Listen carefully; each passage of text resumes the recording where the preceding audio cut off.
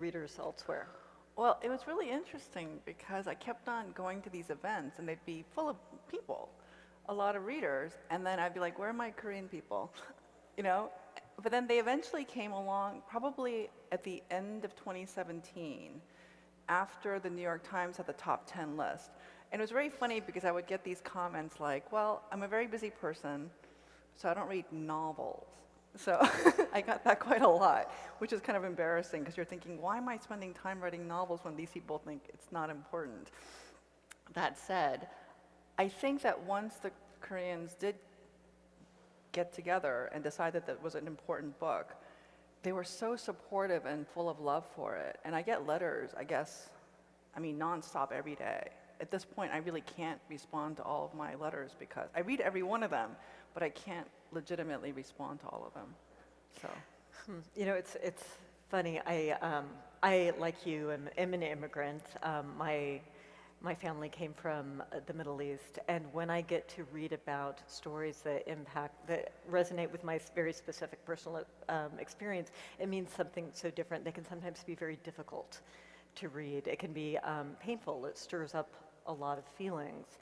And I was wondering how that affects your conversations with people who lived through or whose family members lived through the kinds of stories that you write about. I think what you just said is actually so much more cogent because I think this topic is very troubling for so many people. And very often I was told I was afraid to read your book because it might remind me of all these different stories. So what's been very interesting to me is that very young people have read the book, and then they will go speak to their elders about it, and then their elders will read the book as a response, and there's a conversation between parents and grandparents and children all around the world. And that makes me feel so happy because it almost feels like the generations who have experienced these traumatic ruptures and expulsions from their nation can actually have a safe space of conversation through character.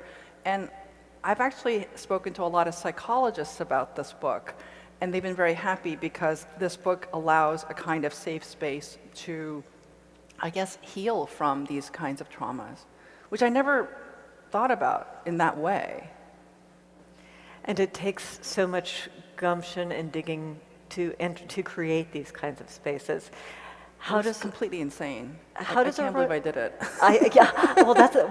This leads me to my next question. How did you do it? How does a writer keep herself safe when she creates this world that is so laced with trauma?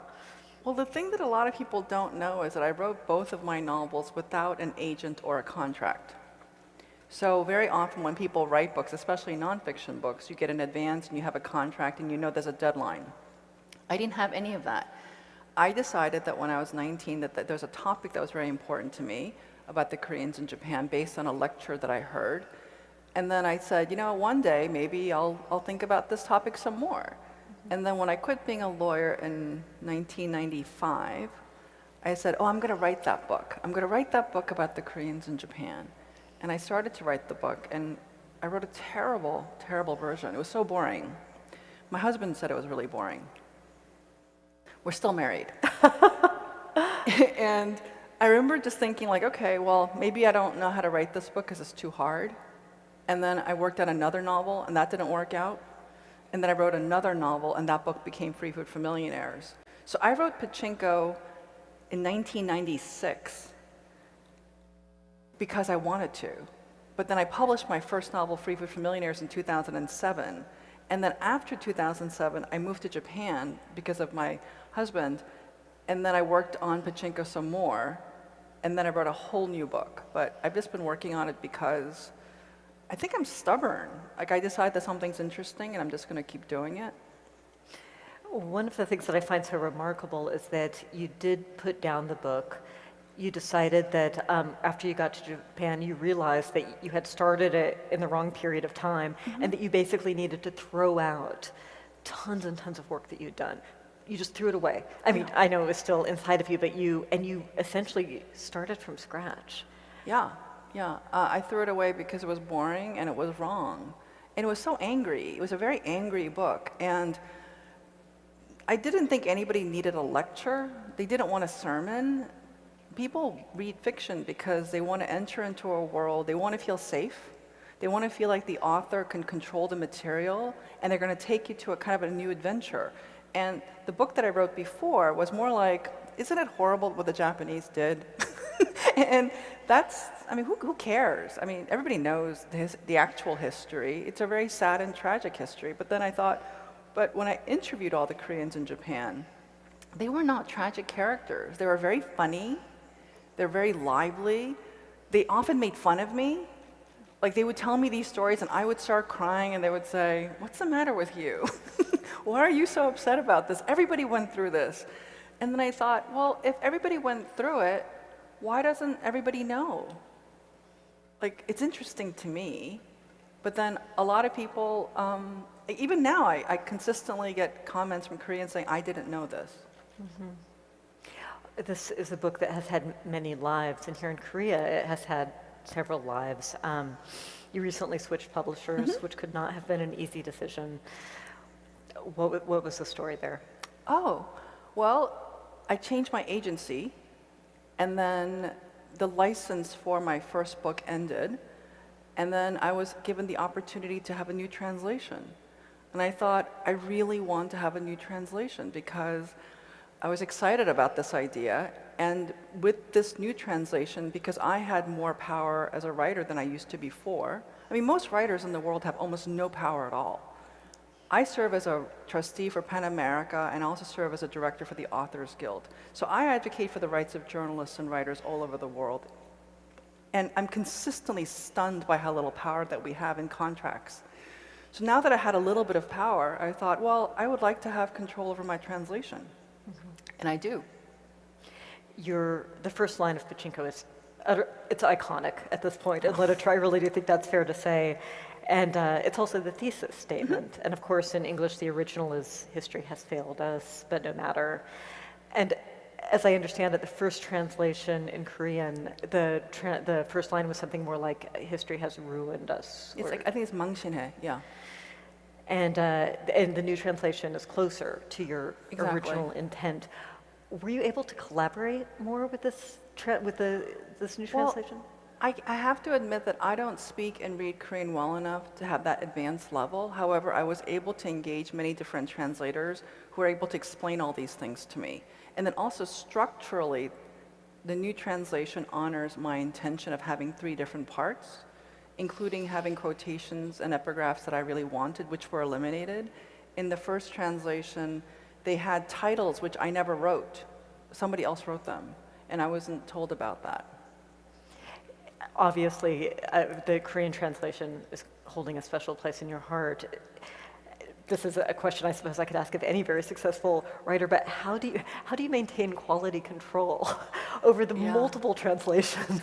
Well, I'm very fortunate because I think this book is now in 35 different languages, and I can't possibly be that kind of polyglot. However, I cared most about the Korean translation, without question. I care most about my Korean readers, without question, because I really want them to have the respect that I had about getting things accurately. I spent almost my entire adult life writing these 2 books, and now working on the 3rd book. And the reason why I spent so much of my energy, I gave up money, status, power, titles, everything, because I wanted things to be accurate. So now that I have some ability to say, I want what I want, I will take that space. Like, I'm not going to back down from it. It strikes me also that when you're the child of immigrants, you're an immigrant yourself, but you're the child of immigrants, and you're a novelist, you've spent your entire life translating. Yeah. Oh, that's amazing. I love what you just said. I think that's so true, because I remember when I was a little girl, and I was very, very shy. We had a tree that was in front of our little house in Queens. And that tree was affecting, and it was about to fall down on our house.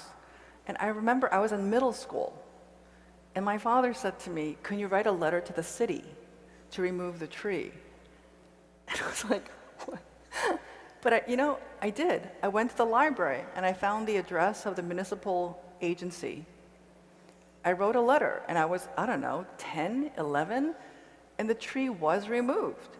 And I remember thinking, wow, I don't know if the person who read the letter realized that a middle school child had written that letter, because my father signed it. But I remember thinking, oh, when you write something, you can actually change things. It's a really important lesson that there's no other way I could have gotten. And I think when you're an immigrant child, this translation that we're always doing, we're also being adults much earlier than we're supposed to be. And in some ways, I think we can be resentful about it or angry about it or sad about it because we didn't experience childhood in a more innocent way. But I also think that it gave me great power. And I believe I'm an effective person. I'm not a fast person. I'm not the smartest person. However, I feel like I'm an effective person, and no one can take that from me. The kind of power that you had as a child of immigrants who was able to inhabit these grown-up clothes, so to speak, it was also a way for you to explore being a character. Yeah. And in written form, which is something that a lot of children don't. Every child likes to play and to pretend to be different characters, but there were stakes when you had to pretend to be your father in this letter. Isn't that interesting? Like, I don't think I've told that story before, but you reminded me of when you mentioned the translation and how you're an immigrant. But when we're young, we're always trying to figure out who we are. And in writing, you can actually inhabit a whole other person. And I'm very lucky because I'm allowed now, especially now, I wasn't before, I'm allowed now to be anybody on paper. And I can convince somebody. And I think it's such a great responsibility. Now I realize it's a responsibility even more seriously than I thought it was. Because when I wrote Pachinko, I really wanted to honor the Korean Japanese people who had suffered so much. They were brutalized. I mean, the state took their rights away, and they had absolutely no recourse. For example, when they're exposed to nuclear radiation, they weren't given compensation, they weren't recognized. Even now, there are many Koreans in Japan who can't rent apartments because they're still considered foreigners. I mean, 4 generations in. So I feel very strongly that I don't really like to talk in public about these things. It seems like, you know, it doesn't seem very polite to talk about these things. And yet I feel like, well, I guess I have to talk about it because I know that it's true. And maybe things will change. I mean, I don't know, like, you're a journalist, so sometimes I know that when I'm writing some minor journalism, I feel like, well, will this make a difference? Right? But then I keep thinking, maybe it might. How has it? Well, there's a greater awareness, I think. And the thing that I have seen is how much younger generation and the older generation are actually speaking about this. And I think that can bring a kind of liberation. That sounds very lofty, so forgive me. Like journalism, it's shining a light, right? And anything that has shame attached to it, anything that has trauma attached to it, deserves compassionate re-examination, it seems. And to be able to bring that without the kind of lectury, oh, these people were good, these people were bad, you know, is doing the world a service, and it's doing narrative a service. As I was reading it, I think probably like so many of us, I was relating to it on so many different levels. And one of them was, I thought, I hope someday somebody writes a book like this about a Syrian family. Oh, absolutely. You might be that person. Perhaps, but it does take a great deal of bravery. I would also like to ask you about your new projects, of which there are many. Yeah, I know. As I understand. Let's start with your upcoming novel, which will finish off your trilogy, The Koreans. This novel is called American Hagwon, and as you have said, you are a famously exhaustive researcher. Did you enroll in a Hagwon? Oh, no. Actually, for everybody here knows what a Hagwon is, but it's a private tutoring academy. And I didn't go to Hagwons as a kid. We didn't have any money for those kinds of things. And later on, when I was studying for the SATs, I remember I asked my parents, I said, oh, I heard there's something called Princeton Review, but it costs $450 for a semester. Can I have the money? Because I really would like to do well on the SATs because I want to go to a fancy college. And they said, okay. And I remember that was my first experience of a hagwon. But Americans have hagwons. There are hagwons all over the world. And I say this because people always say, oh, Koreans, they have too much of this stuff, too much. And I'm like, no, it's actually everywhere. And the most famous one is actually kumon, which is Japanese. And that can start at the age of 4. But in terms of the exhaustive research, I did not enroll in one as an older person, but I have been to hagwons now in Singapore, Hong Kong, Australia, Korea, obviously, and England. I've been to hagwons in all over America, especially California. I mean, you are the writer who decided to take hat making classes. I did. When you decided that one of your characters was going to be a hat maker in Free Food for Millionaires. So I thought that perhaps you would also have given yourself a similar kind of boot Well, camp. I have sat in on hagwon classes. And also, I have to confess that I taught at Princeton Review when I was in college. So I was a verbal instructor for exactly 1 semester. So slightly less than your law career. Slightly, yeah, a little bit shorter than my legal career. What has your research for American hagwon entailed? You know, it's required a kind of traveling that I wasn't allowed to do for pachinko. Pachinko, I traveled throughout Japan, but now I'm trying to talk about education and what it means for Koreans all over the world. So I took on this subject because I'm crazy. And now that I have been around and talked to everybody and read as much as I possibly could, I've really changed my mind about hagwons. Like, I don't think they're evil. Like, a lot of people think hagwons are evil, and I do not think hagwons are evil.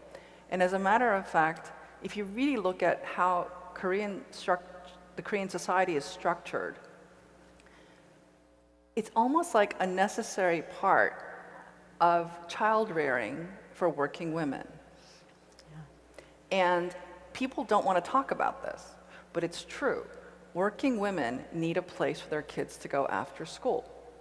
And then when I talk to the young people, the kids who don't go to the hagwons feel left out. So they see it also as a play group. So depending upon what kind of hagwon you're talking about, as a general practice, I'm not against them. And then also, this is the other thing. Most people do not grow up when they're 10 years old and say, one day I want to be a hagwon owner. That's not what happens. However, when you become a hagwon owner, very often it's because you need a very flexible job which will allow you to use your education and you can control your hours. In a very brutal capitalist society, we don't have that many spaces for freelance workers to make a high income. So before we start getting mad at the hagwon owners and the hagwon workers, we have to look at a society that says, we're willing to pay a hagwon teacher, let's say, $60,000, $70,000 a year to work part-time. But then there is no office job that pays that equivalent salary for somebody that young. Or, and this is what, I've interviewed many women, their husbands leave or their husbands get sick. And they need to have a job in which they can take care of 2 more children in addition to their own, according to their school hours. And then they can charge for their lessons. And then all of a sudden, they have their own childcare, they get a little bit of money, and they could survive. And if anybody has a problem with that, I have to say, it's kind of hard-hearted. You've talked about how the first line of Pachinko, History Has Failed Us, was to a certain extent the thesis of that book. What is the thesis of American hagwon? I will tell you in the World Knowledge Forum, it's the rules of engagement have changed already. That's the first line of the book. The rules of engagement have changed already. It seems like that could apply to so many things. That's right. That's right. And I really mean it as a macroeconomic picture. If you really think about the rules of engagement and how quickly it's changing, by the time you notice that it's changed, it's already changed. So very few people, and I know people come to these forums to understand how to forecast future events. How do I become a better investor? How do I understand how to apply my knowledge, right? But actually, the rules of engagement have changed already. It's very, very brutal to think about, and that's why people are so anxious all the time. Because you're always trying to, read the winds, read the tea leaves, and try to make best guesses. But the reality is the rules of engagement have changed already. Min Jin Lee and I were talking right before we came to the stage, and I was telling her about seeing a little bit of the discussion that was here right before us, which were very, very distinguished economists, and that is exactly what they were talking about. The rules of engagement have changed. I mean, they were using different language, they were using different examples, but that was exactly what they were talking about. The rules of engagement have changed already. Have changed already. And the already is the most important part of the sentence. Yeah. Yeah, it sets us up for what's going to expect. But also it's created a panic in people. The reason why parents are so panicked about education is because the rules of engagement have changed already. So then we're always like walking around like, what do we do? How do we get my kid to get to the next place? And that panic goes right to the next generation. So we look at Pachinko and we think, oh, it was the war. It was occupation, which made Koreans stressed out. These external shocks. Well, I mean, the external shock that I'm most interested in for American Hagwon is the IMF crisis. That was the external shock that affected the psyche of every Korean person on the peninsula. And that it also created a second diaspora, again. So when I think about how much these external shocks affect in a macro picture, but on a personal level, it affected every family, especially with their decision about education and the globalization of their children. Right. I understand. You didn't just travel to Korea or around the United States. You went to the Philippines. I went to especially Australia. So a big part of the book is Australia, Korea, and California. I don't want spoilers, but why these countries? Oh, because Australia is a space that a lot of Koreans go to. Mm-hmm. So if the Korean families want their kids to learn English, for example, and they can't afford to send their children to the US or England, let's say, then very often the Philippines is one space, Australia is another space. There are all these different places that Koreans are trying to figure out, how do I make my child global? Yeah. Like, that's a really big focus. Now, does every American family walk around saying like, oh, I want to make my child global? I don't think so. And maybe they should. Maybe they should. But I find that to be, what an extraordinary pressure, though. Because raising a global person is expensive. This sort of leads me to skip ahead a little bit when we think about Korean culture, K-culture, and globalization. You have credited the Korean wave in part for some of your success. But I was wondering how you see your work as a novelist and as a Korean American fitting into Hallyu. Oh, well, I think what's interesting to me is that because Hallyu is this culture and power that's coming from Korea and going around the globe. But then, whether we like it or not, the English language is the lingua franca. It is the controlling dominant language, and because I write in it, I participate in it because people are saying, oh, I'm interested in Korea.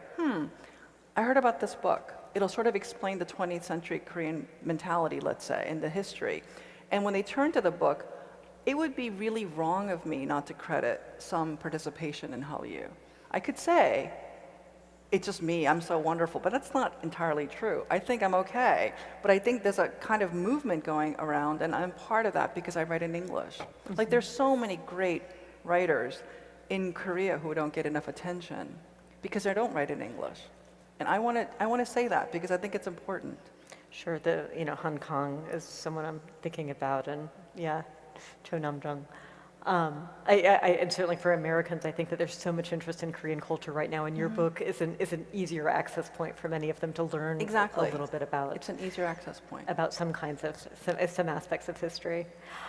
Of course, Netflix is the platform by which a massive international audience has been exposed to so many Korean movies and television shows. And that is, I believe, the last I heard, and there may be some updates for Free Food for Millionaires, your first novel. Right. What is the status of of that. Right. So I wrote a pilot adapting my first novel, and there was an auction for it, and it initially went to Netflix, and it is no longer at Netflix, and it will probably go somewhere else. I don't know exactly where yet. But it's alive. Oh, it's alive. Oh, I mean, yeah, absolutely. There's great interest, but I just have to try to figure out what I want to do. It's a totally different medium. It's a totally different medium, and Yeah. it's a totally different book too. It's a totally different book. It's very sexy. What if I think? Yeah, I was so grateful that Pachinko led me to your first novel, Oh, thank you. which is a fabulous book, and now you're writing a memoir. Mm-hmm. How does a prodigious researcher approach her own life? Well, it's mostly embarrassing because I had never any intention to do this. I was asked to put together all of my essays in an anthology. And then I looked at it and I thought, actually, it would be so much more fun to read if this was a memoir. So I raised my hand for the dumbest thing. And then my publisher's like, yes, do that. So then I said, okay. And now that I've looked at it, I was like thinking, oh, this is harder than I thought because it's a very different craft than writing novels. It's really, really different. And it's not quite general nonfiction either. The thesis of that book that I'm working on right now is I'm trying to explain how I became this person able to sit in this scary room. It took a really long time. It's really hard. And one of the things I'm really grateful for is I turn 54 next month. And I'm really glad that I got to live. I mean, I had all these illnesses before, but I love being 54. Like when I meet young women, I keep thinking, it gets better. It gets better because you don't have to always be so afraid of everything. I was so afraid of so many things. And now I think, oh, I'm really glad I'm 54. I'm really glad to be an ajumma. And because I don't really care what most people think anymore. I used to care so much. And now I realize what I should do is really love other people, not care so much about being loved. And that's easy to do, actually, if you really want to try. It's like we write first drafts of ourselves and Right. second drafts and third Yeah. drafts. And after a certain point, you're closer and closer to the book that you want to be. I think so. I mean, I've heard a really smart writer say that after you write a book, you become the person that you want to be. And I think that for all those years of uncertainty, of not having an agent, not having contracts, not knowing if I was like thinking, am I the right person to do this? I used to wonder about that a lot. Like I thought, there must be a smarter Korean person who could write this book. And there probably is, but I was stupid enough to try.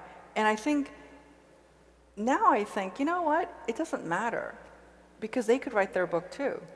Like many people could write their books. As a matter of fact, we have space in the shelf for more books. My understanding is that you got through that imposter syndrome by doing what I've heard many writers do, which is you basically approached your book like a reader. You wrote what you wanted to read. Yeah. And it seems like you also cultivated excellent readers along the way. How would you, I mean, you were able to do it with a small child, you know, with a lot of pressures on yourself. You know, you were supporting other family members. How would you propose that other people get over the hump of that imposter syndrome? Oh gosh, I think, you know, I've been thinking about the Maslow's hierarchy of needs. I'm sort of obsessed with the Maslow's hierarchy of needs. So in intro psychology 1, you always get this sort of, it's represented often by a pyramid, and it's 5 different levels. And it comes from Abraham Maslow's theory of human motivation. Like, what is a theory of human motivation? He basically says there's 5 levels, and in the very, very bottom, it's physiological needs. You know, what you need for your body. Like, do I have food? Do I have shelter? Do I have, you know, a place to live? You know, do I have reproductive ability? Bottom, physiological needs. And right above that, you have safety. Like, do I feel safe? Do I feel stable? Like, do I have, you know, employment? And right above that, you have love and belonging. Do I Do I have love? Can I give love? Do I belong somewhere? Do I have friends? And right above that, you have esteem.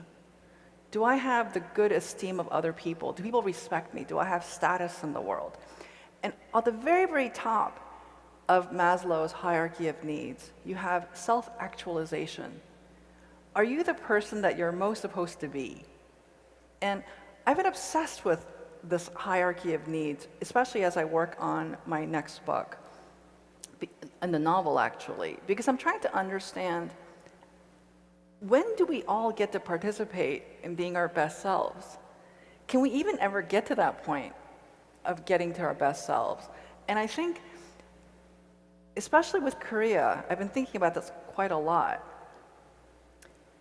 If you think about what the IMF crisis has done to the national psyche since 1997 until now, this whole generation, we have lost our sense of feeling safe and stable. So then the next generation who interprets that, internalizes as trauma, is trying to understand, like, well, am I supposed to be secure and safe, or am I supposed to try to be who I am? Because ironically, because you have a sort of wealthy country, right, with a middle class that is definitely being damaged, but they still have sufficient things, then what ends up happening is there's a real kind of static in terms of what the young person can do in terms of becoming more self-actualized. And that's what I keep seeing, and I keep thinking, I need to focus on that. Like, I really want to understand that, because I've interviewed so many Koreans around the world whose parents are very solid middle class, and they're so freaked out about their future. And when I think about the crazy things I've done to try to, like, get to where I want to go, I realize, I wonder why they don't feel that they could take that leap. Like, how do you take that leap? Like, I don't know what allowed you to become a journalist as an immigrant, right? As an immigrant child. It wasn't the smartest thing in terms of like a secure, stable life. You could have made more money being a consultant. I'm sure there are consultants here who make a lot of more money than you and I ever will, and I'm happy for you. But when I think about how all these young kids that I'm talking to are so worried, and also I'm really worried about the mental health crisis of Gen Z. It's a very serious thing, and I'm sure everybody here has been touched by it. When the rules of engagement have changed in this way that you're talking about, when so many people, you don't have to be an immigrant to feel that your world has been turned upside down right now. Right. We're staring down climate change, we're staring down all kinds of terrifying destabilizations globally. What does literature bring to us? Well, I think that the answer that every writer gives is it gives us the power of empathy. It allows us to become people that we weren't born as. And I think that for me, I have a joke that I'm always trying to make people Korean. I'm trying to make you Korean. I'm trying to make everybody here Korean, because it worked. I know, my magic wand. And I think it's because I know what it's like to be other ethnicities, nationalities, identities as a power, because literature has affected me in that way. And I think that in my vain hope, I really want my readers to feel empowered and to feel empathetic with what has happened to Koreans and what's going around the world. My last question before turning things over to you is, I understand that you are forsaking literature to a certain extent for one of your next projects, which is a secret opera. Oh, that's not going to happen, I don't think. Oh, it's not going to happen. Oh, I I'm know. so sorry to It was hear that. No, it's okay. It was very tempting. Pachinko the opera. No, I know that might happen, but I don't know. It's I'm not working on that. Well, I am doing my best to manifest it in my own way, maybe just by saying it here on the stage for the World Knowledge Forum. We will see Pachinko translated into as many mediums as possible. I know. I think like Pachinko on ice. That would be very funny. Audience members, this is your opportunity to ask the questions you've always wanted to of our author. Does anyone have any questions? Yes. Let's experiment. Why don't you? Here we go. Perfect. Thank you. Okay, thank you, Neda and Min Jin, for coming today. It's great hearing you guys talk. And it's truly an honor to see you guys in person compared to last year where you guys are in the Zoom virtually. And the question I wanted to ask you is, Min Jin, you're known for your upholding social justice, especially for fighting against the hate against Asians, especially in the pandemic. And since the pandemic, all the dormant and the underskin hatred towards POC have really risen and such, and ostensibly as well. So what I want to ask you is, how can we, as a Korean and as Asians of other Asian nationalities, do to help our fellow brothers and sisters in the States who's suffering from oppression? What can we do? Yeah, you know, one of the most interesting things that's happened in the past several years with the onset of the pandemic has been this rise, the rise of anti-Asian violence. However, the reality is that in the history of America, there's always been anti-Asian violence. As a matter of fact, it's state-sponsored Asian violence against Asians. Like if you look at the Chinese Exclusion Act or the internment of the Japanese, they have singled out Asians as being hyper-visible when it comes to being punished and invisible when it comes to being given credit for the good things they've done. So because I have studied this, when I've been asked, I do speak about it. It's not something that I enjoy talking about. However, I talk about it because there aren't that many Asians and Asian Americans who are given the space to talk about it. As for all of the allies that we have, I think that when you do notice things, we should comment and agree and allow people. And sometimes I've been asked for in corporations, what do I do if there are only 2 Asians in the entire office and we want to talk about this issue? And I say, oh, well, that's easy. Have a pre-meeting, pre-game. I want you to meet the other person before the meeting and say, I'm going to talk about this and I want you to nod. Right? And you have a meeting with 10 people and all of a sudden, once you have the other person nodding while you're talking about something that's very difficult, then you have consensus. The worst thing that can happen is if you fail to pregame and the other person says, that never happens to me. So like if one person says, oh, I feel gender discrimination, right, and the other woman in the room says, that never happens to me, you're done. Like that argument is dead. So if you really want to have a political agenda, sometimes you have to think this through. And I do believe that most often alliances can be formed and shared. One of the worst things that I have learned from all of my interviews for American Hagwon is how often Korean parents have told their children, do not hang out with other Koreans. Because they see the other Korean as the competitor. I've heard this over and over and over again, and I think, because very often you'll have a Korean kid, let's say go to some boarding school in New Jersey, Massachusetts, somewhere, and they're desperate and hungry to have friendship. And their friends will, and their parents are saying, no, don't hang out with that kid, because that kid is your enemy. And I think, that is the saddest thing I've ever heard. So I'm always saying, if you really want liberation, you're actually going to have to build coalitions. Coalitions are very powerful. And coalitions of even 2 people are very powerful. And any study of political history will show that. Any change occurs with coalition. I hope that helps. Thank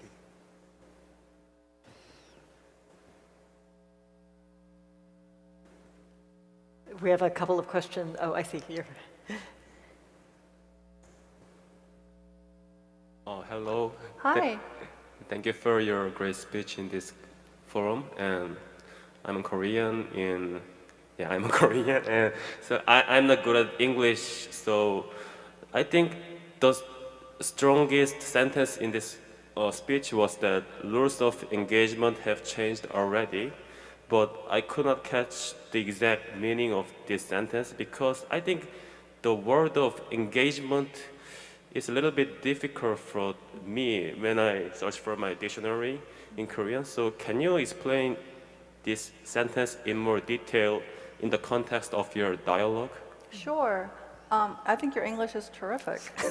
And actually, you're right. If you looked up the word engagement in a dictionary, you might find something related to a wedding, and I don't intend that. So rules of engagement is an idiom. It's a figure of expression, and it just means how we interact with each other to achieve a goal.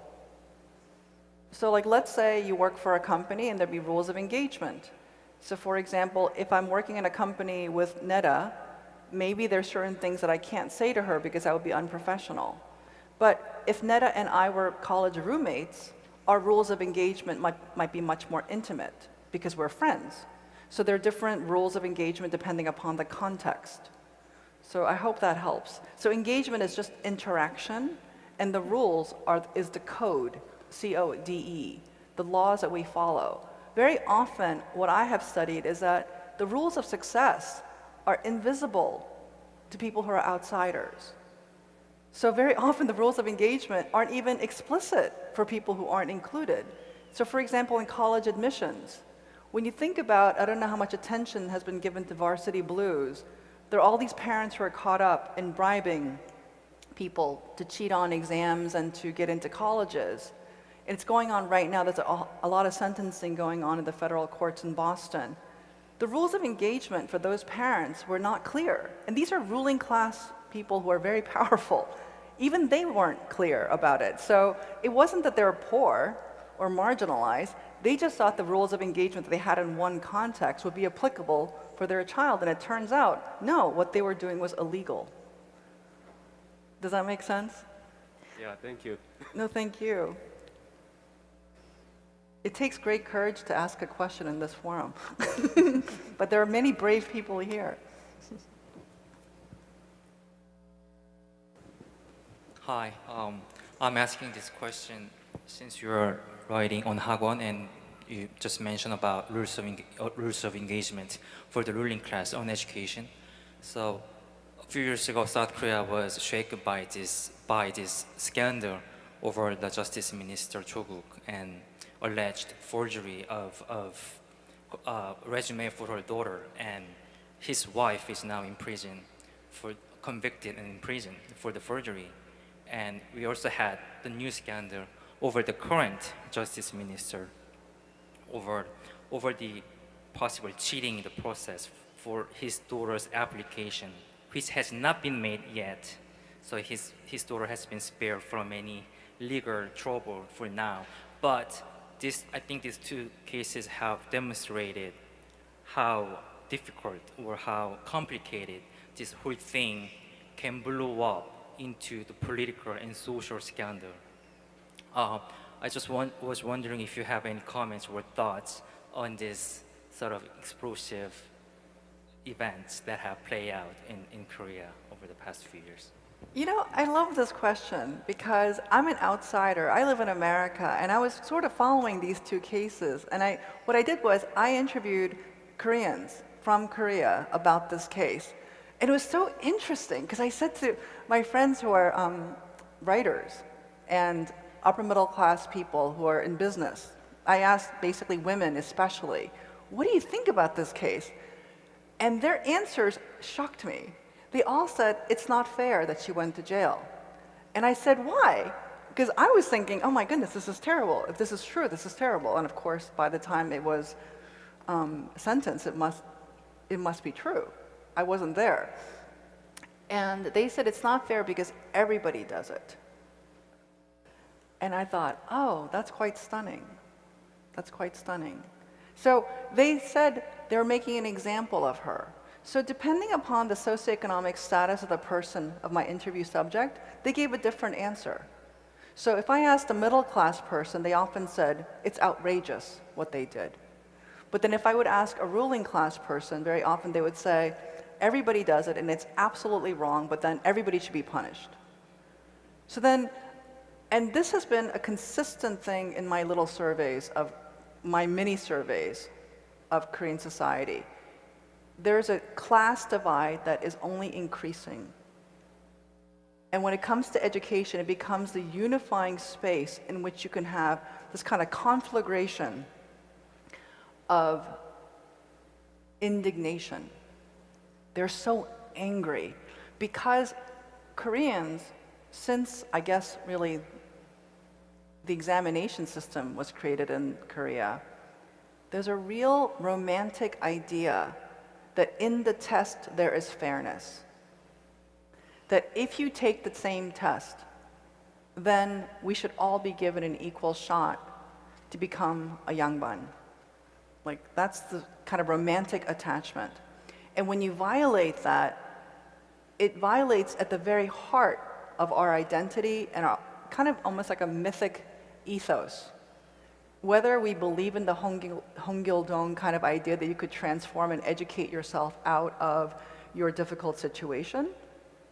And so in these two cases that you mentioned, and I was so surprised at the answers that were given to me, because I didn't expect that. I really thought everybody would say, oh, that's wrong, but that's not what I heard. So, and I think I can't change the answers of what I've heard. Every time I talk to people, I always think, oh, I know what I started out by believing, but the evidence is contrary to that belief. And also, a lot of people thought that they're making examples of working women. So if I asked an executive woman her take on this situation, very often they felt that the women were being persecuted. I know, right? I'm shocked too. Yeah. I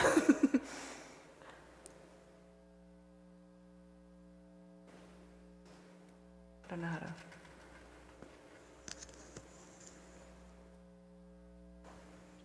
Hello, my name is David Yoon.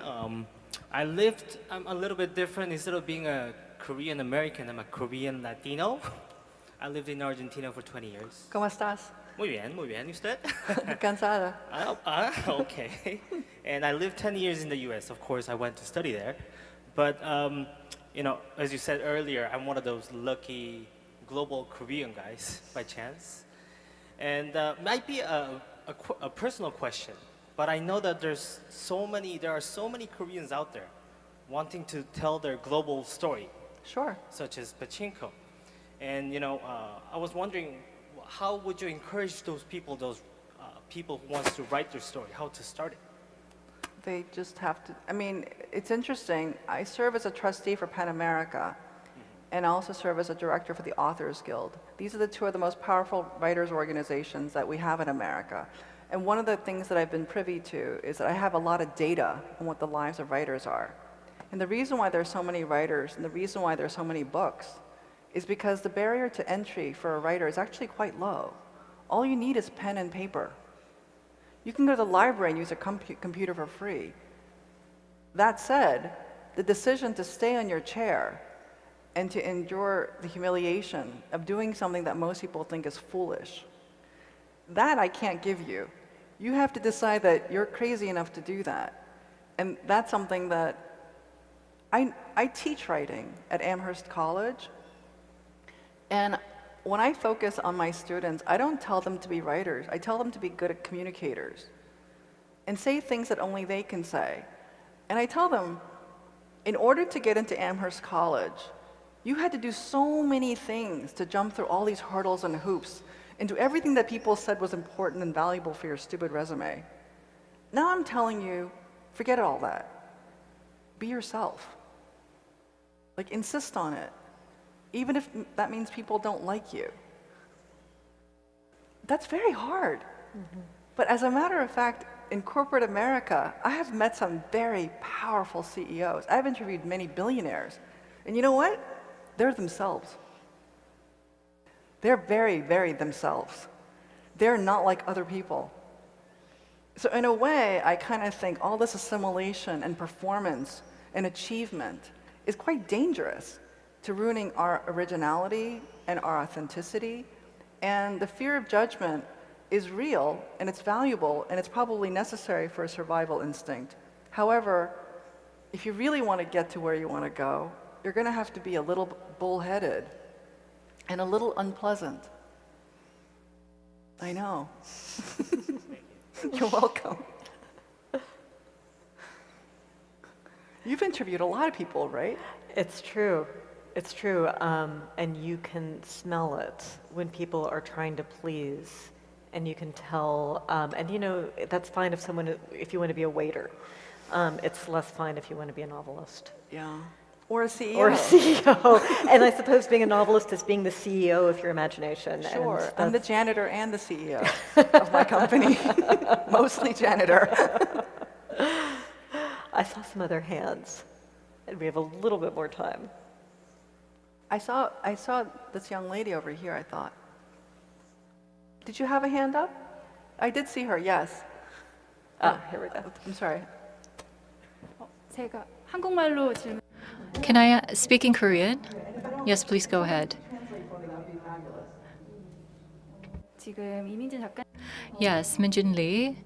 Well, you've diagnosed the young generation of Korea, and also I was very impressed by what you said, your diagnosis. But what about the young people around the world, especially the Western world, for example? Well, how can you diagnose them? How do you analyze them? I'm curious about your view. Could somebody take that on as a translation?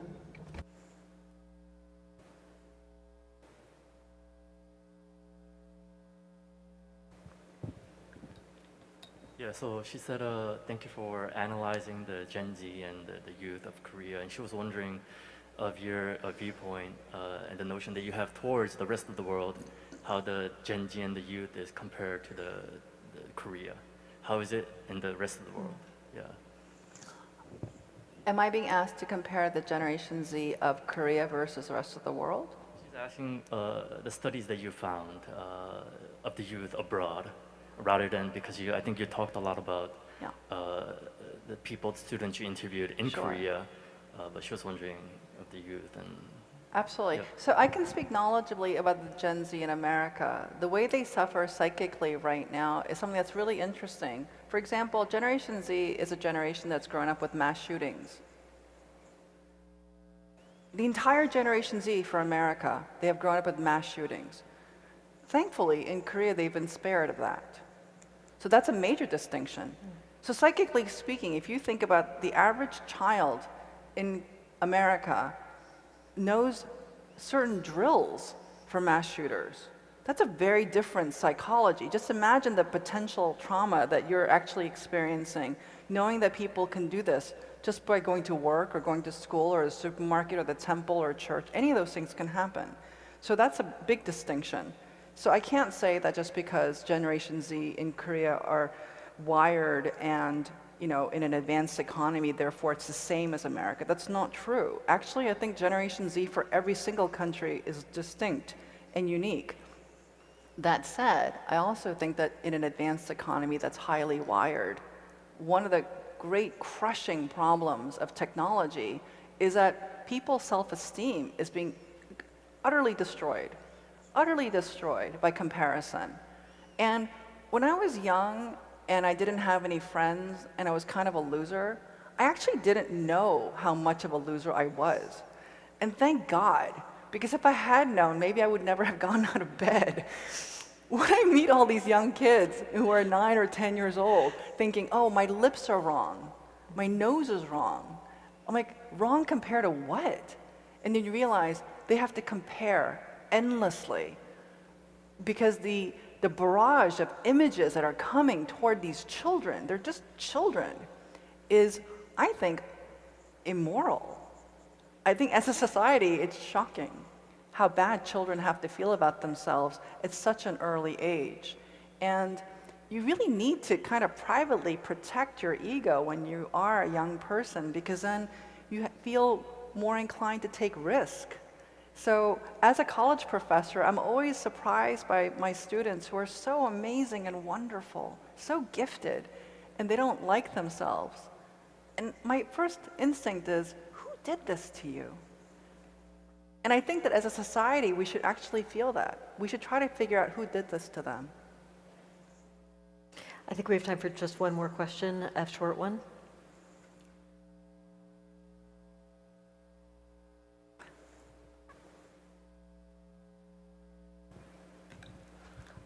I was wondering, hi, thank you for giving me the last question. It's not going to be a good one. But I was wondering what authors most inspired you as a writer? And I know that's such a common and generic question, but I'm asking specifically in this forum because I'm wondering if those authors are sort of universal type experience writers or the type of writers who have had experience in lives that are kind of more similar to your own experience. Oh, well, my favorite writer of all time is George Eliot, which I think is really funny because I don't think we're really quite similar, except for the fact that we're probably kind of homely.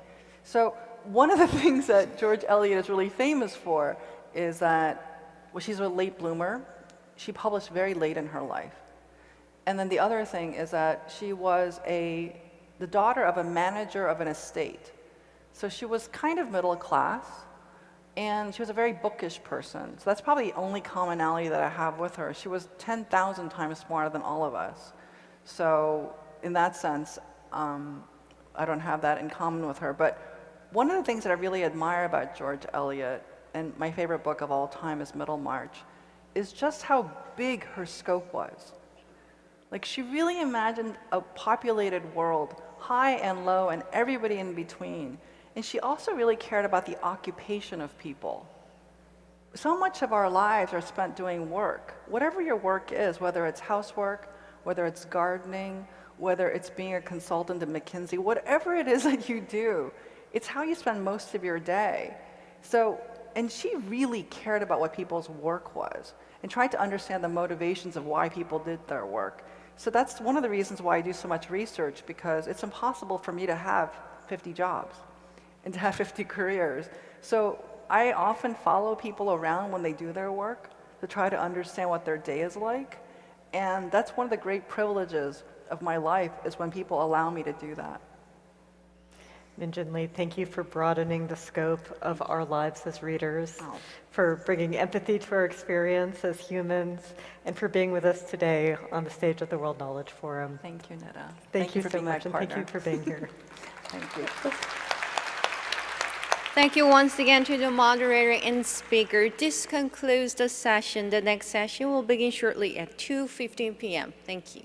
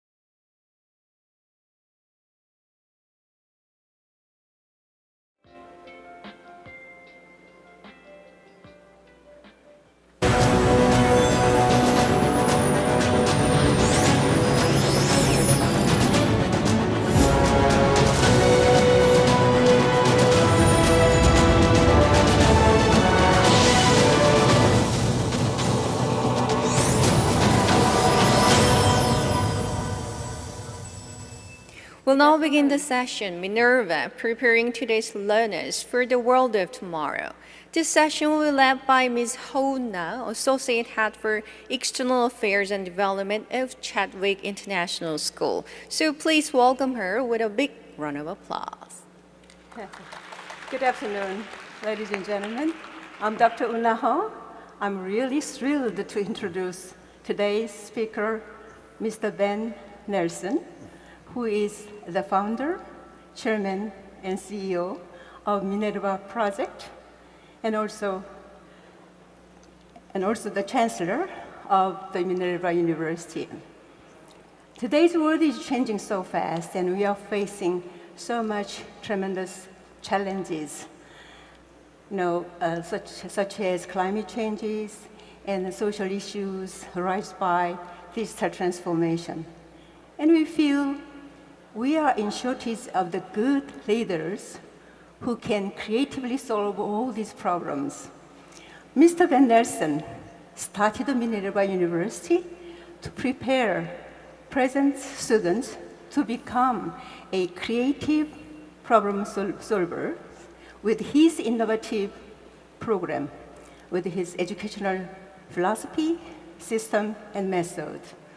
I understand that they are implementing and design the curriculum in such a way that it can produce the quality education at a lower price, having their students engaged in the transfer of the learning into the brand new domain and providing the opportunity for every deserving students in the world.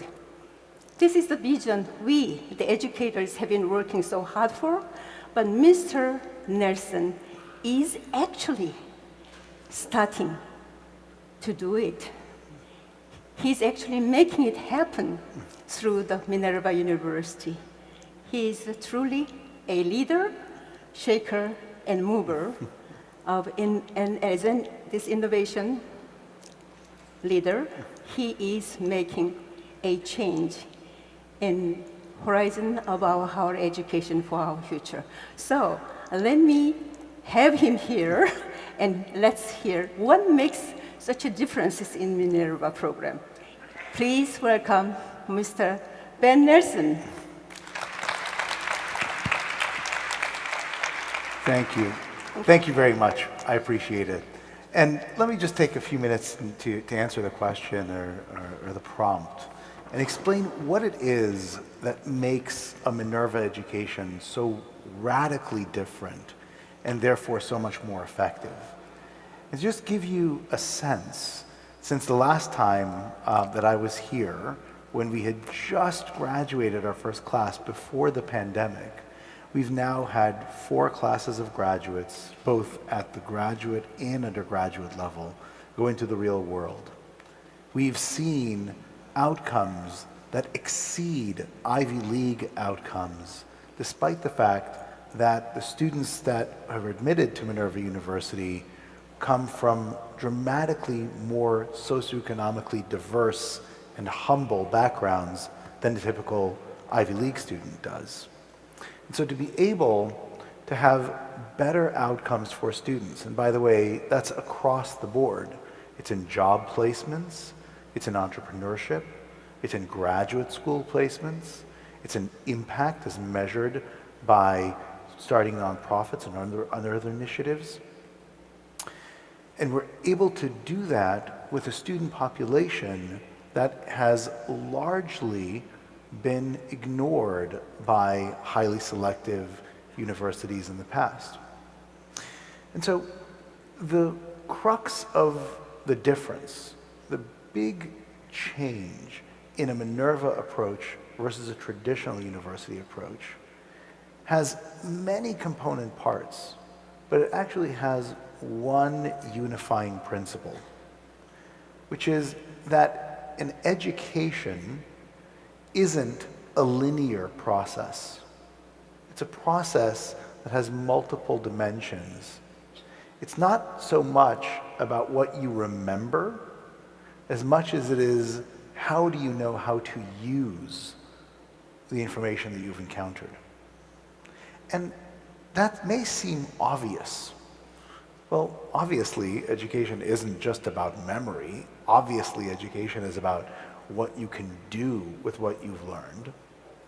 But if you look at the way effectively all educational enterprises are structured, certainly at the higher education level, the approach is overwhelmingly one of know or don't know. Have depth of knowledge that's high, medium, low, etc. The concept of you get a 92 or an 89, you get an A minus or a B plus. The approach is always about a linear application. But if we stop to think about it, and if I were to ask any of you, describe what a 92 means. Describe what an A minus actually reflects from knowledge. You'd be hard pressed to give me an answer, let alone if I were to ask you what those numbers or figures mean when it comes to being able to do something with what somebody has learned. Because we all know that the primary method of assessments at universities has students studying for a test just before the test happens, not throughout the semester, passing that test, and then very, very quickly forgetting everything that was on the test. And so the certification itself, when a university says, oh, you have an A in a subject or a B in a subject, even that is suspect, because we know that students don't actually retain their information. So what is different about the Minerva approach? The Minerva approach recognizes that obviously you need to acquire base knowledge in order to be able to do anything with that. But for us, the acquisition of knowledge is the beginning of the learning process. It's not the end. Because in reality, when you acquire any kind of knowledge in a classroom setting, you will not encounter the same conditions when you next need to use it.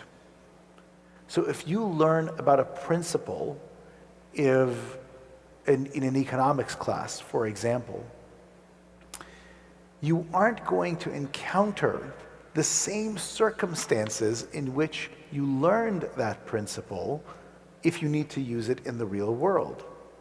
In fact, even if you get 12 different examples of that principle, you're not going to encounter any of those 12. And so you may say, well, obviously, that's the point of learning. You learn these types of examples, now you know something, and when it comes time to apply it somewhere else, you know how to do that. Unfortunately, it's not how the human brain actually works. That problem of learning something in one context and applying it in another is referred to as far transfer. It's the ability to change contexts and apply what you learn effectively. And the reality is that transferring of knowledge occurs in many different dimensions because there are many different aspects of contextual application. There are many different ways in which you can take a certain piece of learned knowledge and then use it. Sometimes you are changing the field in which you are applying it, meaning you're changing a subject matter, right? There's a concept in statistics. Sometimes you'll apply it in economics. Sometimes you'll apply it in business. Sometimes you'll apply it in medical situations. Sometimes you'll apply it in interpersonal situations. So that's a contextual switch on subject. Sometimes you'll apply certain concepts in different cultures. Cultures can be context switching. Sometimes you'll apply the same kind of idea when you make something of your own, and another time you'll apply that same idea when you evaluate something that somebody else has produced. All of those and many other dimensions are examples of context switching. Now, what makes it complex is that these dimensions interact. Sometimes you'll be applying an idea in a business setting in Korea, and you'll be doing it when you're trying to do something on your own.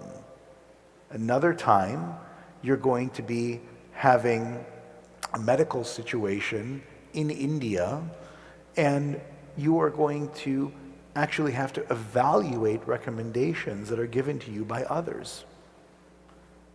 Making connections between those things is very difficult for the human brain to do naturally.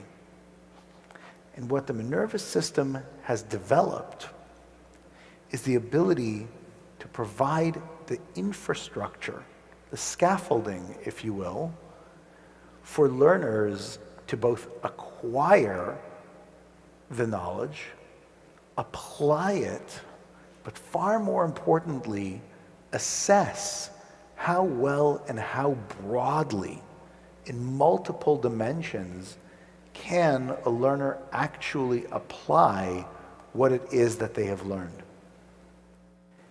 And once you understand that as the center of the educational enterprise, you realize that the way in which universities go about trying to teach doesn't fit with that philosophy at all. The idea that you were to take a collection of 30-some courses over the course of 4 years, taught by 30-some different faculty members who have no conversations about how one course can build onto another, even if it's in different domains. How a learner journey can create connections and feedback loops across subjects and across contexts within courses and across them in a certain year and over a number of years. That the education enterprise, rather than being done at the course level, needs to be done at the educational program level. And that approach, the discipline of enforcing a programmatic view, the support that needs to be given to faculty members to be able to adopt to a new system like this, the conditions on which a student actually applies what they've learned in the real world again and again and again, building and filling out these frameworks of thinking over time, all of that is the work that has made Minerva University so unique. It's also the work that we do at the Minerva Project, a company that helps other universities launch Minerva programs be so successful. Because this model isn't something that cannot be replicated. In fact, it's built to be disseminated across the world, but only to those institutions that are committed to wholesale reform, to recenter their education from the cram, pass, forget model to the learn and then apply, and apply again and again in a systematic way. Basically, the shift is one that moves from the short-term recall of information to the long-term application of wisdom. And that's what the Minerva movement is all about. Reforming education to be centered on wisdom, on application, and to do that for the sake of all of us, not just of the learner, but of society at large. Thank you, Mr. Nelson. I can understand that, learning is never linear. And what's really important is that making a real transfer, which you students can make the connections in each different situations and so-called and applying. And so wisdom, you said, it's the wisdom of the application. Thank you. I know it's really marvelous that I think this system, as you said, is very difficult to duplicate as is, but you have to be really committed to make a change like yours. So you've been on the scene for 10 years, and I think that initially I can congratulate on the initial 10 years success as an innovator in the higher education.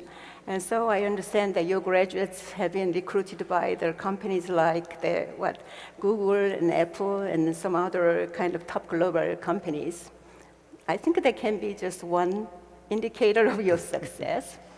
So now, still, and because of this, your success, many universities, traditional universities, now facing all these challenges, they would like to adopt your program. And so what would you really recommend for these traditional universities? Because now still the majority are traditional universities in Korea, that, should they, if they want to really do something to respond properly to all these challenges, should they go and embrace your approaches? Or can they just remain and focusing on their special areas, their strengths, and maybe just differentiate themselves and remain the complement to what you have to offer? It's a very good question. And I think really it's an in-between. It's not binary in the sense that it's not as if a university should just stop what they're doing, their areas of strengths and their traditions, throw it all out, and then create an exact copy of what Minerva University is doing.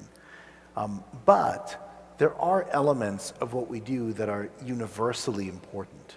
So for example, approaching a program of study as an interconnected program, as opposed to a collection of random courses, is clearly a vastly better approach to education. So the development and designing effort is very important beforehand. Exactly. And so you have to plan out what that program would look like.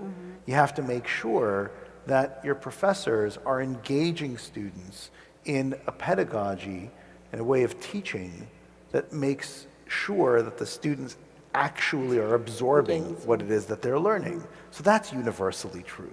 It's universally true that students should be getting feedback not just on whether or not they got a right or wrong answer. In fact, far more important is giving them feedback that is sensitive to how they applied what it is that they've learned and what are the vectors in which they need to exercise those applications better. And what ones have they already either mastered or getting close to mastering. And so there's an entire curricular, pedagogical, and feedback system which is universally applicable to any educational institution. And we actually created both methodologies and technologies that enable those systems to be put in place. And so any university in the world would stand to benefit from implementing that philosophy and to bolster their traditional strengths.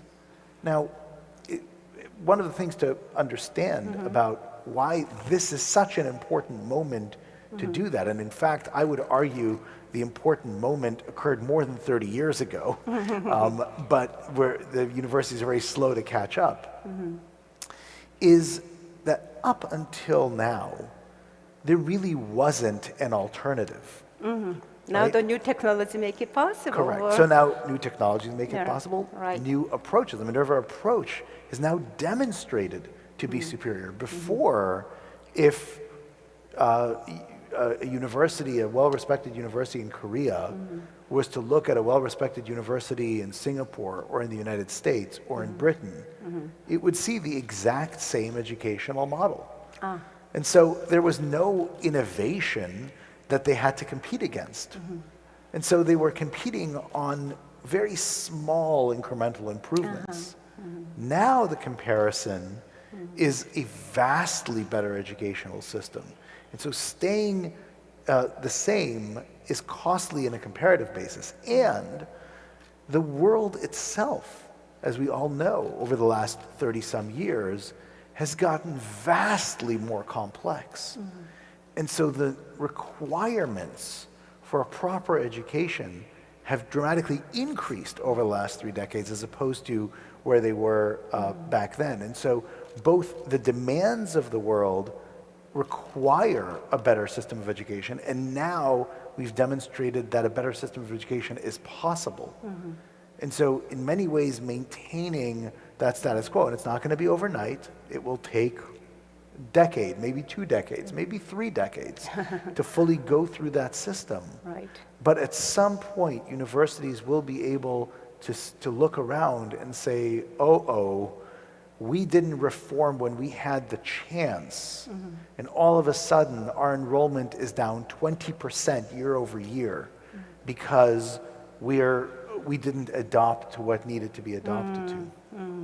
Well, because of that reason, I think that recently the more universities are really trying to adopt your so-called Minerva model, if possible.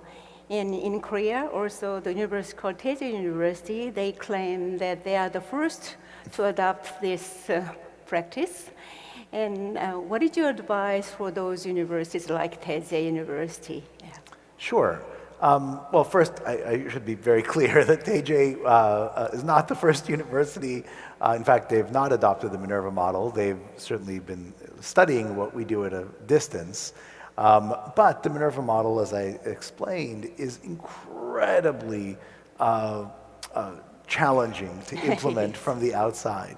It does require a level of expertise and a set of enablements, both technologically and methodologically, which up until now, we really are the only organization that has been able to produce it. Having said that, you will see various examples of the Minerva model here in Korea. First and foremost, of course, there's Minerva University itself. So there are already many models that's already adopted here? That's right. In There are Korea. several. I see. Several. So it is not the first. No, University is not the first. Very Okay. far. It is not a Minerva model, and it's not the first, even if it were. So Minerva University has been bringing students to Korea for more than 5 years now, and has engaged both Korean and non-Korean students in Seoul in applying their Minerva education in the real world here. We have worked with corporations like LG and SK Telecom to bring Minerva level executive education to their employees and executives. We've actually been funded to launch a high school program that we are working with the Grace International Academies, GIA, and has implemented it extraordinarily well. In fact, it's the first school in the world that has been certified as a Minerva Baccalaureate school right here in Korea. And we've launched a general education Minerva program with Kentech, which is a relatively new university here in Korea. And just last week, we announced a very exciting comprehensive partnership with the Korean ASEAN Friendship Association, which is the Korean ASEAN Friendship Association, KAFA. And KAFA will be building a brand new university that is going to be designed and fully implemented by Minerva that will enable KAFA to serve students from across East and Southeast Asia, focusing on the big regional problems in this area. And so there are a number of universities, other educational institutions in Korea and all over the world who have been adopting the Minerva model, and we expect there to be many more. it's so good to hear that our universities are trying very hard, and I think I can see it expecting a good future for us too. So, and also I would like to congratulate you on the URI, WRI ranking, the World Universities Real Impact ranking. This year you got in general ranking the first, ranking first, and then I know the so-called prestigious universities in the United States and others also have their name on top 10 list. So I think this ranking is a very good indicator for the university's innovativeness, such as industry application, which you really emphasize a lot, and entrepreneurial kind of spirit, work ethic, which I don't know that whether we have been really emphasizing them in our society, so ethic values, and crisis management. I think we, in our school, also experiencing this crisis management is so important. So preparing these people about this sudden climate or the COVID-19 pandemic kind of things. So among all these indicators, since you already started to work with the Korean companies and then also the schools, which would benefit most to the Korean universities when they adopt? So could you please tell us? Yeah, it's a very good question, and we're obviously very humbled by the fact that the World Universities with Real Impact rankings ranked us as the #1 university in the world. And for a university that didn't exist 10 years ago, to your point, that's a historic achievement. But for me in particular, and I've been very publicly critical of ranking methodologies in the past because they largely look at inputs as opposed to outputs. Outputs, yeah. If they look at outputs, they're ones that look at research outputs, which are important. Research is important, but has no indication, in fact, has a negative indication on educational outcomes. And what's great about the WRI rankings is that they are looking at impact. And impact, in many ways, is the ability to apply what you learn. It is the definition of transferable education. And so all of those areas that you listed, ethical applications, industrial applications, the ability to solve pressing problems, if you create an educational system that empowers a learner to solve problems, to take what they've learned in a formal classroom and apply it in the real world, you will have impact across all of those dimensions. And I think this is why we've so quickly been established as in the position that we are. I remember when I was first starting Minerva, I would talk to a bunch of potential financial supporters. And these were all graduates in Silicon Valley of Stanford or Berkeley or Harvard that came out west. And I would spend a good half hour talking about our curricular philosophies. And I saw an increasingly puzzled look on their faces. And I could see I was losing them. And at the end, they would say, I don't understand. You're building this really cool university where students are going to travel all over the world. That's cool. Why do you keep talking about the curriculum? Everybody knows you don't learn anything in college. And the amazing thing is that they couldn't even imagine a scenario where what you learn in class is useful. Because in their entire career, as investors, as operators, they couldn't connect anything that they learned in the classroom to what they did in the real world. Wow. Gosh. So I think that actually the core of your innovative curriculum is that actually providing students with a realistic, engaging experience with the local, in a project actually being carried out at the moment in the industry, in the neighborhood. So how can you have this kind of the industry-academy relationship or co-project in your system? And would you please give us a tip about our university? How can they establish this link? Yeah, so the link itself is actually secondary to the frameworks the students learn. And I think this is really where so many project-based learning outfits or institutions miss the mark. They think that the mere connection with industry is sufficient. It is not, right? If it were, then 100% of us in this room and everybody in the world that's been working for a few years. You actually plan and design together with the industry and the professor together? Well, is that what actually, it goes even deeper behind than that. Okay. It's rather than, so industry doesn't know anything about education. Right. They can't design educational programs. They have uses.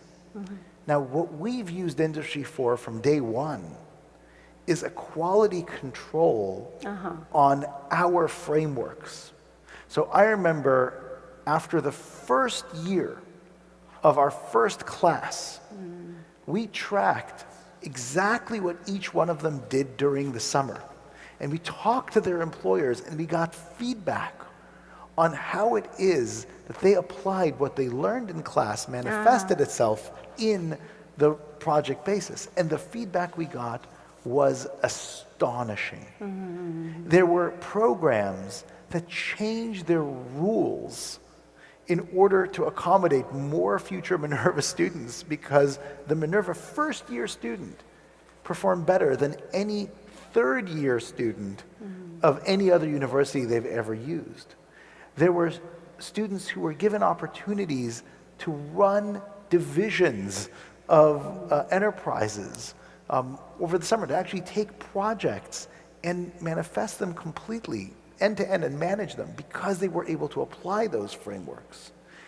And we've seen that again and again and again, both in our undergraduate and our master's program. We've seen it now in our partners, where industry collaborations engage with students and they give the feedback of, oh my God, we've been struggling with this problem, and your students, your first-year students, were able to bring to bear frameworks of problem solving to address them. So that actually is the key. The reality is that universities that are long established have far deeper industry connections than our university, far, far deeper. In fact, that's an advantage of an existing university and a disadvantage that we have.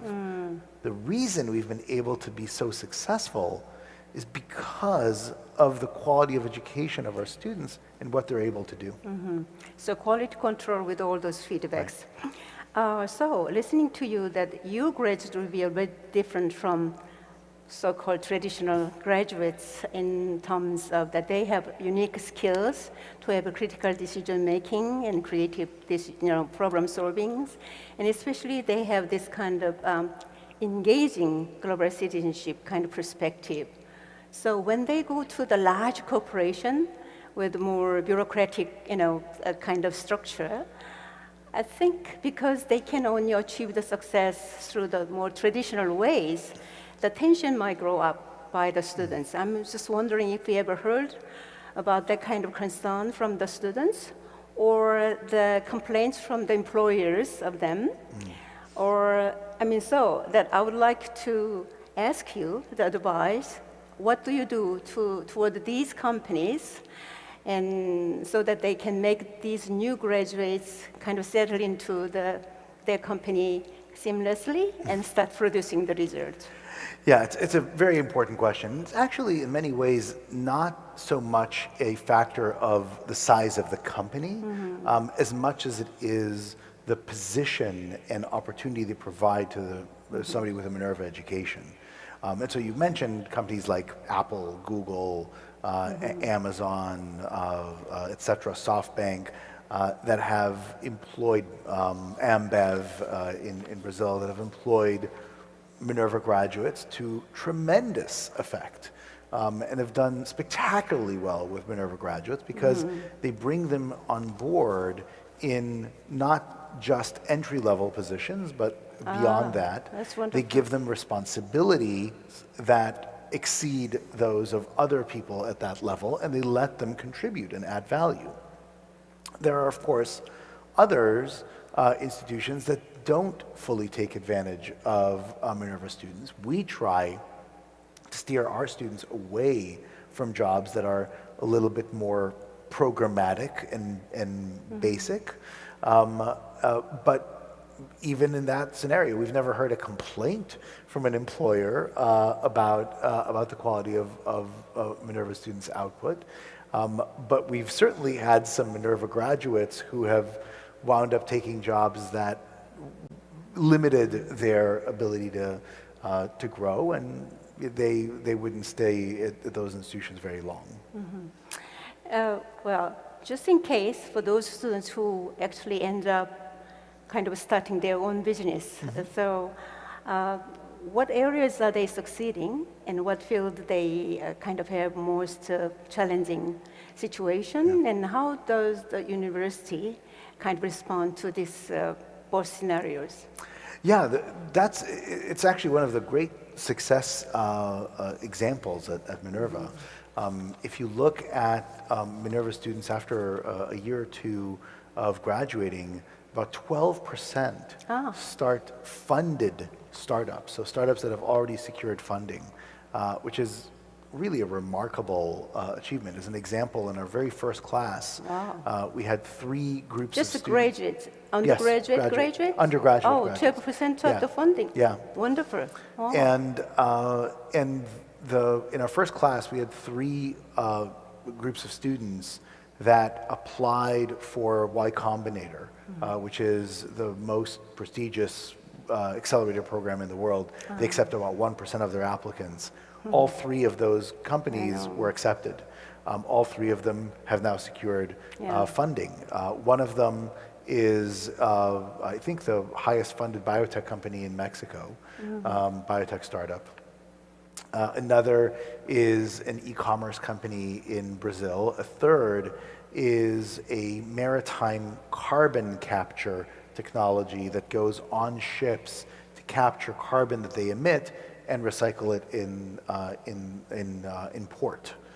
And so you can see, and that company is founded by a pair of students, one of them who's Swedish and one of whom who's Chinese, and putting that together. So you can see that the scale and the scope of what these students are doing are global. Another one of their colleagues from that very first class started a company that is an education fellowship. And to put that in perspective, his organization, the Transcend Network, incubates education startups. So he's not only created a startup, it's creating other startups. And to put that in perspective, one of the most prestigious, not the most prestigious, ed tech competition in the world is known as the GSV Cup. GSV is an education technology investor. They invite 500 companies from all over the world to compete for the GSV Cup. In the most recent GSV Cup that occurred in April, the number 1 and number 2 winners out of 500 were both incubated in Transcend Network. In a network that was started by an undergraduate from Minerva who graduated 3 years ago. Wow. And so that gives you some concept of the dramatic, and by the way, Transcend is based in Spain. So again, another part of the world, another radically different industry with really shocking impact. It's great impact. Wow, amazing.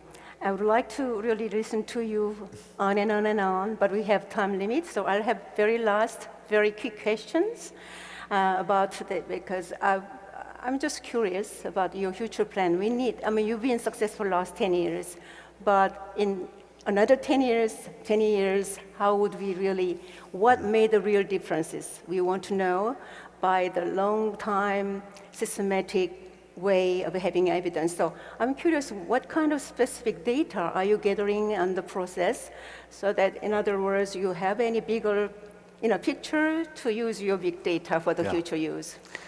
That's a great question. I wish it was a short question, but you're exactly right. Not a short question? Yeah. Oh, okay. Minerva today looks very little like the Minerva of 8 or 9 years ago. Every year we are reinventing what we do. Every year we're pushing the envelope because this new conception of education, going from a linear approach to a matrixed approach, an array approach of learning, is the bleeding edge of education. And we haven't perfected it. We're far from perfecting it. And so every year we're adding more and more measures, more and more tools, and more capabilities to enable it to occur. And so that's a never-ending process. Now, from day one, we've measured and triangulated what employers are giving us as feedback, outcomes of the students, what third-party assessments have been doing for our students, which we initially used when we set up our system, and the internal measures of how much our students are learning and how well they're applying it. And so we do that every single year. Well, thank you very much. I think, unfortunately, the time is up. We never really have other time. So this, we must wrap up with your last remark. I mean, it sounds like your plan, designing stage has been really long before you even start the Minerva. Otherwise, it wouldn't work like this. So, well, congratulations once again. And thank you very much for the session. Thank Wonderful. you. Thank you. Appreciate it. Give Thank you all. applause to him.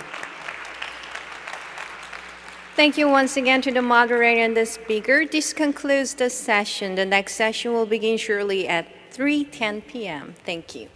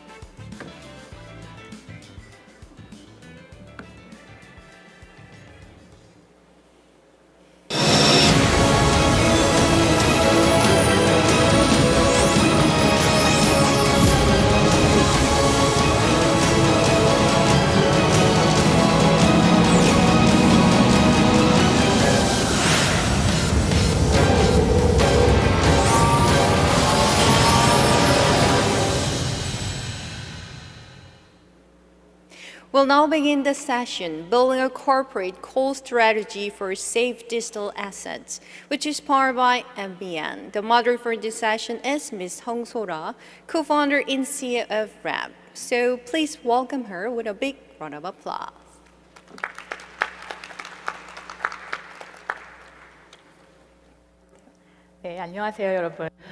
Good afternoon, ladies and gentlemen. Thank you very much for joining us at the Building a Corporate Core Strategy for Safe Digital Assets powered by MBN.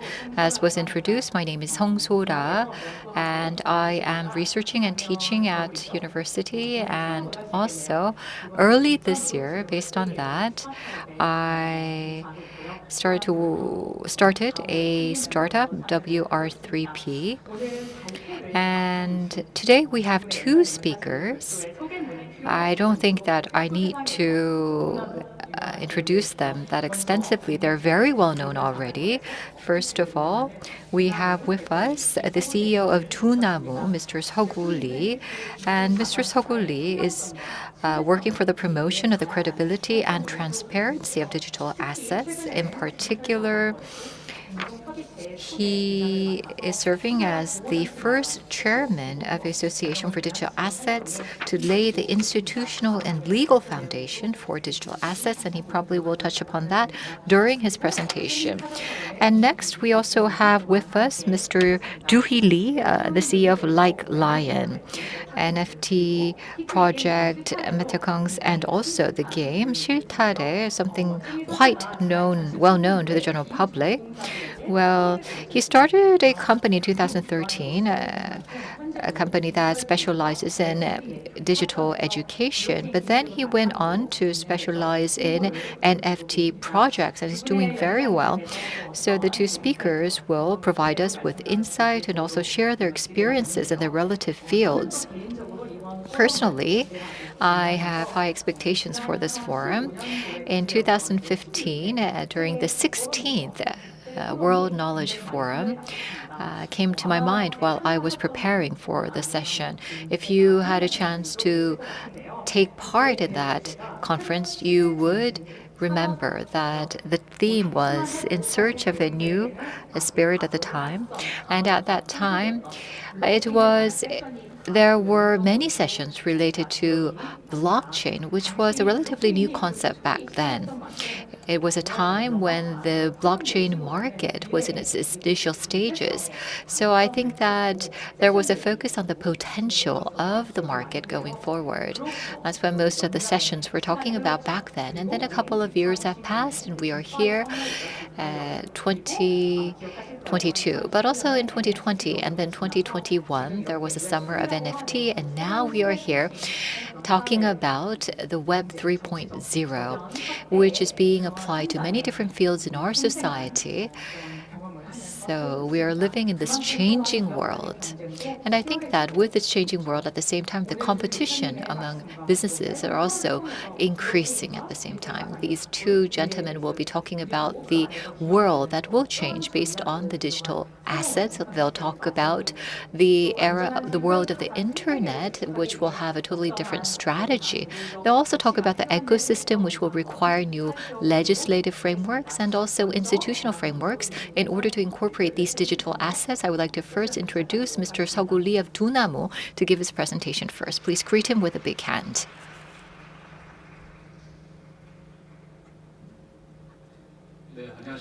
Yes, good afternoon. I am Se-hoon Lee of Dunamu, and it is a great pleasure to be here. I thank the Mail Business Media Group for inviting me. It's a pleasure to stand before such a distinguished crowd. So first of all, I want to suggest the word big blur. Blur means something that's very blurry, not clear. And recently, you can see that the barriers among the different industries are blurring. They're breaking down. Naver has started providing financial services. Kakao is acquiring banking service companies and financial institutions. TOS is entering into the banking and financial industry as well. So we're we talk about big blur, which means the breaking down of barriers among the different industries. But I think that this is more appropriately defined with the words big awakening, because this is really actually awakening our mind, enlightening us. We have always talked about the importance of IT, but we've come to really grasp the importance IT in full-fledged. And these days, and also the traditional industries are now coming to understand this. Well, I had a chance to work with 중앙일보, leading the digital innovation team, and I'm sure it's the same for the Maegyong group. But for traditional companies that was used to the print media, transforming itself into digital media, these traditional media groups, when it comes to the touch points with the future, there are a number of controversies that they experience. It's not just about the journalism or the media sector, but also if you look in the field of the arts, they talk a lot about technology, especially because of NFT. The artworks are utilizing NFT, and that's why the people in the arts world are taking interest in NFT and blockchain. They talk about tokens and Ethereum, for example. So looking at all these changes and developments these days, well, newspapers, manufacturing, music, the arts, you can see that all these different sectors within our society can no longer survive without IT technology. So indeed, this is a big awakening, but at the same time, it's a rude awakening because the traditional industries, they have to bring in the talented developers as in-house workers, but that's very difficult to do, to transform their traditional companies into a digital company. I've experienced this at 중앙일보, the Chungang daily newspaper. So then what's the way to go for these traditional companies? What they do is, because it's difficult to have in-house capability, they utilize outsourcing services. So they outsource their needs. But how do they select the vendors? Usually they select the vendors based on the cost. So they look for cheaper services. If you select vendors based on the price, well, as you know, IT service providers are very expensive. But if you go for low price, then your quality goes down. The CTOs in companies are now playing core roles within an organization. Unless you have the CTO and unless you have an organization that accumulates your IT capabilities, it will be difficult for your company to compete and survive. That is the world that we live in. Also, globalization. Well, globalization in the past, you would think that globalization would mean that you go to overseas business trips and you open overseas offices. But nowadays, the definition of globalization is changing. Take out your smartphones. If you look at the apps, there are US-made apps, there are Chinese apps, there's Korean apps, there are apps which were made in countries that you have no idea where they're from. So we have a service known as Upbeat. And from the customer's perspective, well, you can actually install Upbeat or you can utilize a Chinese app, Binance. So you don't necessarily have to establish an overseas office. Globalization has already begun, and overseas companies have already entered into the Korean market and competing against Korean companies. Blockchain, in particular, well, you can send coins to overseas. There's a digital wallet, and you can send the coins from one digital wallet to another digital wallet. And the digital wallet, well, it's not something that's possessed or operated by a domestic bank. There's an internet address attached to it, and you can freely transmit the coins across the borders. And this is one unique characteristic of this IT digital asset. So in such a global world, how can you acquire global competitiveness? What is the direction that you can take? What is the direction for companies and countries as a whole? This is something that you might want to think about going forward. Now, in terms of blockchain, what comes to mind? Of course, when we talk about blockchain, we always talk about Bitcoin. And whenever we talk about Bitcoin, I'm sure you're really interested in the price. Well, when I was having lunch, some people were asking me, how do you predict the price of Bitcoin? And I said, not even God knows. Everyone's interested in the money, the price. How much has it gone down? How much it has gone up? And the end of 2020 to 2021, the digital asset market really grew in size. And if you look at Upbit, over a course of a year, the accumulated user number grew by more than threefolds. And also, the daily interactions, the transactions, were at around 45 trillion won. So combining Kosdaq and Kospi daily transactions, you could not exceed that number. So, in fact, there's only one exchange for stocks. So there's a limit to the volume of stock exchanges and trading.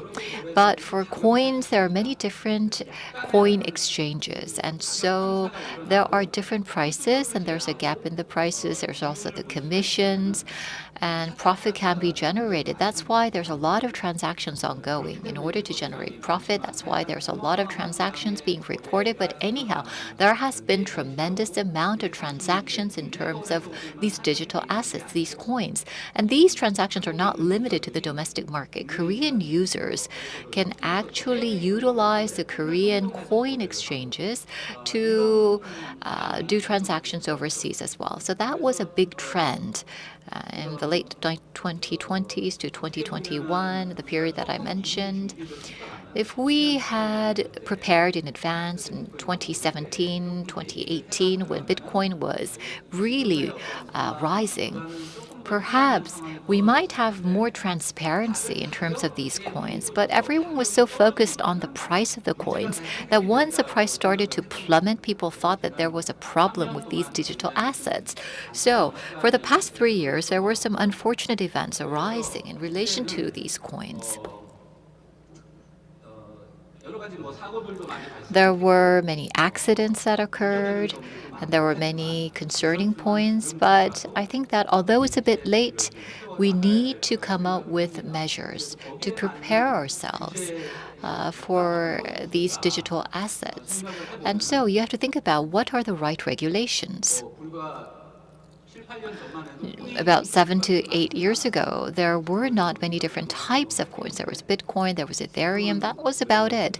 But now, around the world, there are over 20,000 coins being traded around the world. And also, if you look at the digital assets and the encrypted currency, well, these 20,000 different types of digital assets are all different.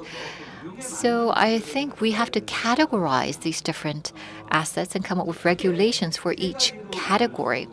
I think that largely we can categorize them into the following 3.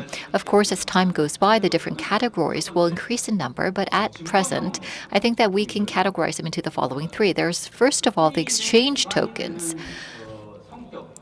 And so these are mainly there's the security tokens. These are mainly backed by securities, the stocks. For example, coins that are backed by Samsung Electronics stocks.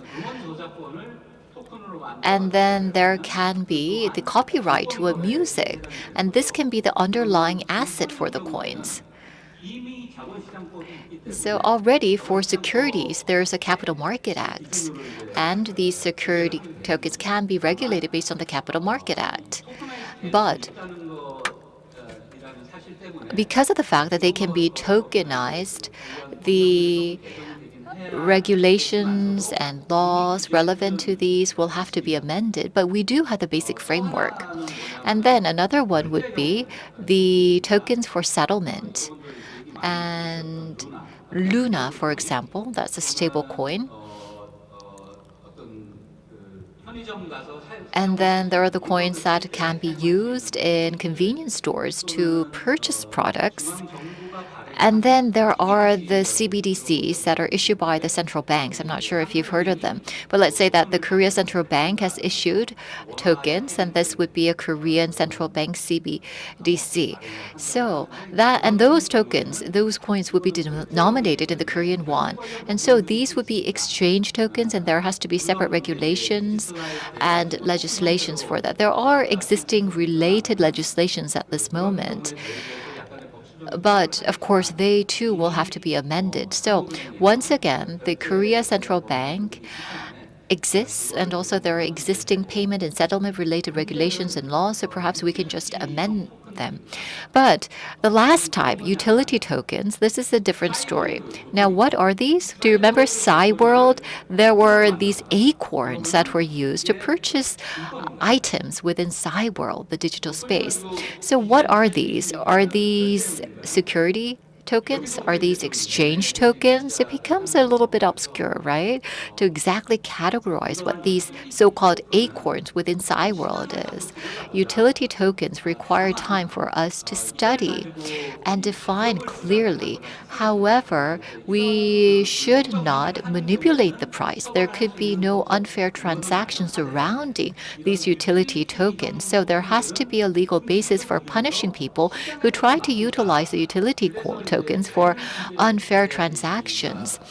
And so we are hearing some views about greater flexibility for the utility coins. But people are saying that that's like giving the cat the freedom to roam around in a fish shop. So in a Korean proverb. That's a Korean proverb. But anyhow, from 2017, for example, we opened up our digital asset exchange, and we have the stakeholders come together to come up with the relevant institutions required. Well, we have been engaging in this field, and we now have the accumulated expertise. So we have the standards that we have created in place. For example, the stability, these solutions that we have come up with, and then through trial and error, we want to further adjust and create a model case that can be applied elsewhere. So that's our goal. We have subcommittees within DAXA, and Upbeat is the secretary of this consultative body. So supporting transactions, market monitoring, and compliance, education are important parts of the activities that we engage in, especially in terms of education. What are digital assets? What's blockchain? Promotion and education activities are very important, these outreach programs. So we have subcommittees for these 4 different categories. And not only our member organizations, but also we invite experts to provide advice for our consultative body for the digital asset exchange. And we want to be recognized as an expert group so that what we do can become a global standard. And we are making great efforts to ensure that we can really contribute to creating a global standard. So we ask for your continued interest and support in what we do. Thank you very much. Yes, thank you very much. We just heard from Mr. Se-hoon Lee. Thank you very much. Next, we would like to hear from Like Lion CEO, Mr. Tu-hee Lee.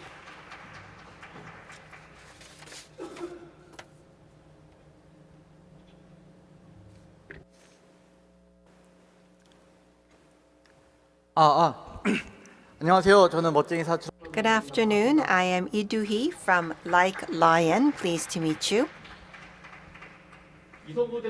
We have just heard from Mr. Lee Seok-woo, and he started with Big Awakening.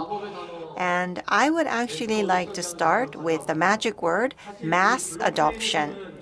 For blockchains, mass adoption feels like a dream that you can never achieve, just like we all say our dream is unification of Korea. Well, it seems that mass adoption has happened in the trading platform, and so many people are trading. But if we think about whether there's an ecosystem in place, that is not true. So you actually trade cryptocurrency, whether it be Ethereum or Bitcoins, then you would also need to have a full cycle of being able to monetize it. But what you do is you purchase it, and then all you do is wait for it and then sell it on the trading platform again. So in order for blockchains to be active, we need to have mass adoption. That's the magic word. But this is something that many people are not able to achieve. So many people think of blockchains as an investment, but we also have to take a look at all of the technology behind blockchain. That's what I'm interested in. I actually participated at the World Knowledge Forum 4 years ago, and I talked about programming education. I actually participated in programming education for 4 years, and then one day, a lot of the students wanted to learn about blockchains, and I asked my students, did you find blockchains fun? No, they said they want to make an investment for their future through blockchains. And so what I experienced then is that I shouldn't be in education. I should be doing a business. And so that's why I started to work with blockchains and NFTs. How do I flip the slides? So this is one example. Well, I said Upbeat is the best in the world because I knew Mr. Lee would be here. Let's say I bought 1 Ethereum on Upbeat, and the act of this purchase would only be known on the app. And if someone asks, so what does this cryptocurrency look like? What does this 1 Ethereum look like? Nobody can answer that question. So if you purchase an Ethereum or a Bitcoin, you have the act of purchasing, but nobody knows what you're purchasing.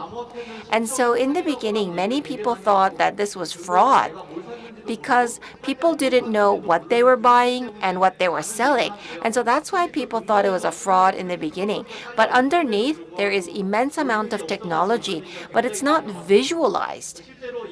And the engineers and developers who know about this, they always say that there is a change in the ledger, but many people, they don't know what they are buying and what they're selling.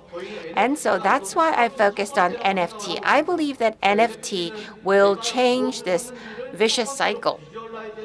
NFT enables the visualization of virtual assets.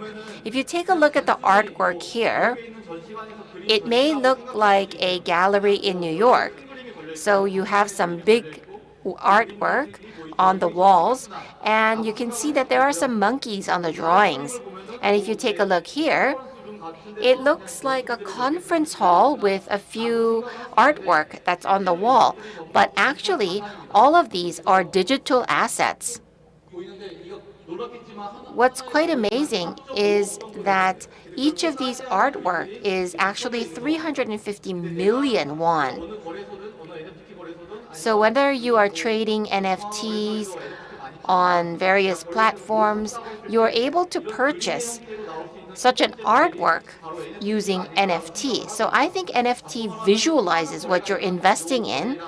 And if you take a look here, there are so many transactions, and you can see that that actually became a market that is visualized. The price here is about 150 million won, and so they are quite expensive, and there are some lower priced artwork as well. This became a flow, and so I don't know if you're well aware, but on Instagram, you are able to post your NFTs. So here you can see that there is digital collectible on the bottom. And if you connect your NFT wallet to your Instagram asset, you are able to post your NFT asset on your Instagram account. It's just like you could post your watch or car on your Instagram posting. So if you have 8 Ethereums, you cannot boast about it on Instagram. But if you purchase an NFT, you're able to boast about it on Instagram. And Ethereum and Bitcoins, it's not visual. You don't know what you are buying, and you cannot show other people. But NFT enables that. So a lot of the assets that were traded on the platform can now be visualized through NFTs. And there are so many things that can be done with NFTs. Here you can see that there's a party going on, and this is an NFT party. In order to participate in this NFT party, you need to prove that you own a certain NFT in your wallet. So ticketing and membership usually is based on licensing and a physical ticket, but now you can enter a physical party with your NFT.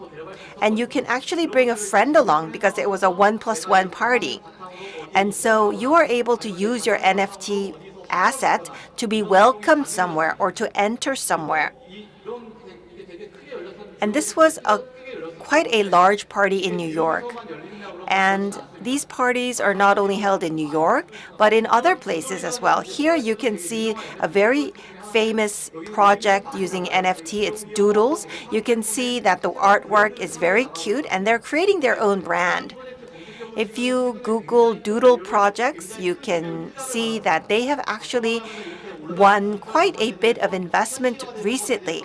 And so now many people have high hopes about the visualization of digital assets. This is an event in Korea. So this was quite a large-scale party. Maybe it's smaller than the one you saw in New York, but you can see that whether you have artwork of a monkey or whatnot, you could actually display your NFT assets, and you can also participate in meetups.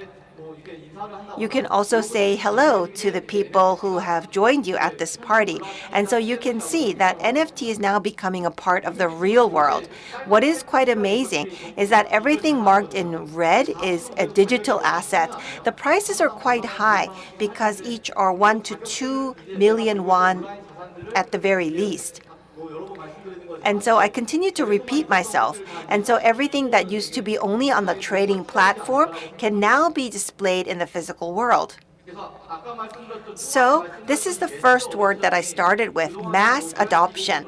In the past, whether it be utility token or securities token, we always thought about these tokens, and many people are making efforts to do mass adoption of these tokens, but they have not become a part of our everyday lives yet, although many people are making efforts to do so. But I think the world where we live in will certainly move in the direction very quickly to the direction where we need NFT in our everyday lives. I believe that NFT can bridge blockchains with our actual lives.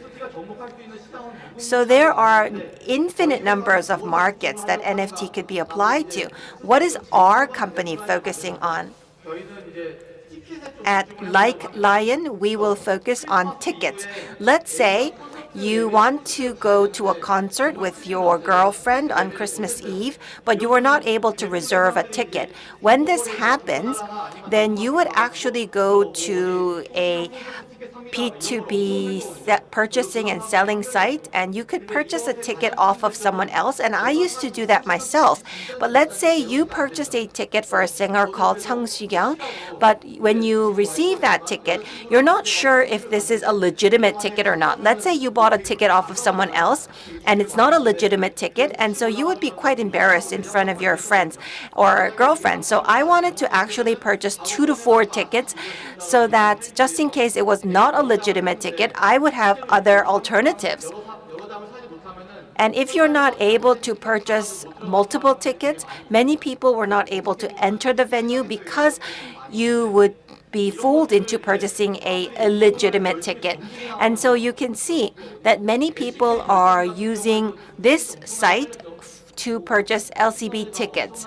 So you can see that a lot of people tried to purchase these tickets for Super Concert and LCK finals.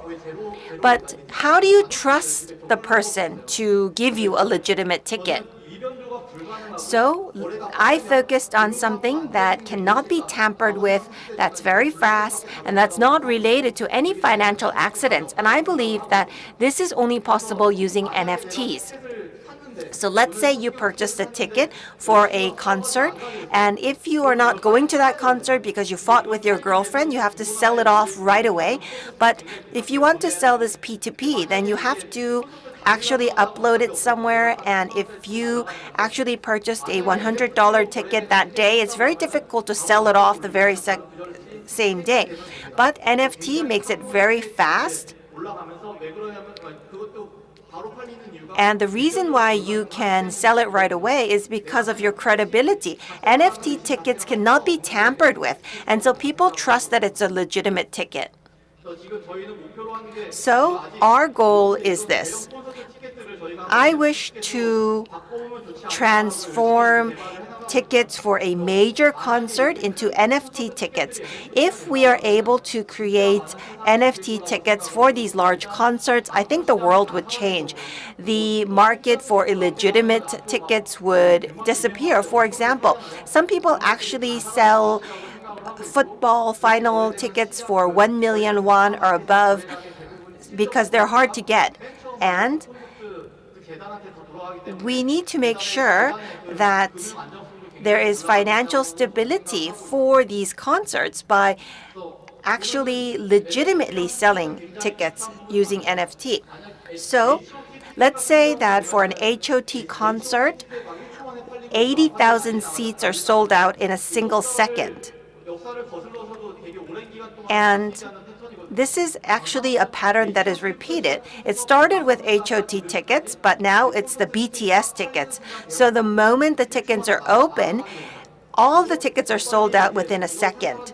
And the people who actually purchase these tickets sometimes would sell it for a profit on a secondary market, or they would take the ticket and see the concert for themselves. So these tickets have a market. And at the same time, many websites go down because they are not able to sustain the traffic that is going into these ticketing websites. And NFTs are the same thing. For example, an NFT called Lotte Home Shopping Belly Beer actually was sold out in just 1 second. And the NFT for Shinsegae character Pubilla actually also sold out in 1 second. And all of our NFTs are sold out in a second. That happens to many popular NFTs. And then when they are sold like this, then they would actually be resold on the secondary market. Or sometimes it's being sold for a profit on the secondary market.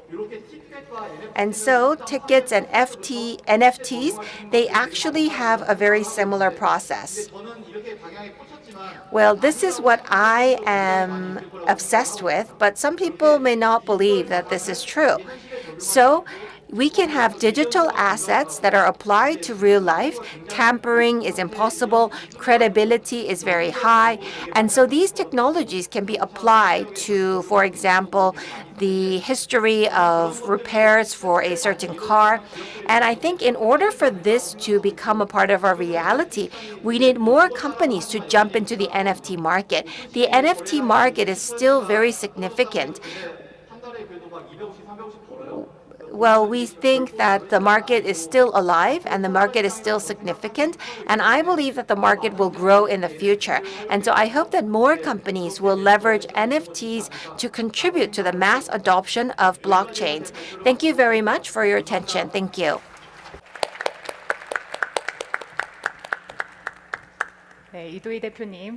Yes, we heard from the energetic presentation of Mr. Do-hee Lee. Thank you very much for those wonderful examples that we could really relate to. So including NFT, the digital assets can be used in a variety of processes and are really fundamentally changing what we're used to. We could see that in these two presentations. I'm not sure if you thought about this, but the topic of today's session actually has two different meanings in some sense, because it means that the digital assets, to make them more safe, what kind of corporate strategies do we want?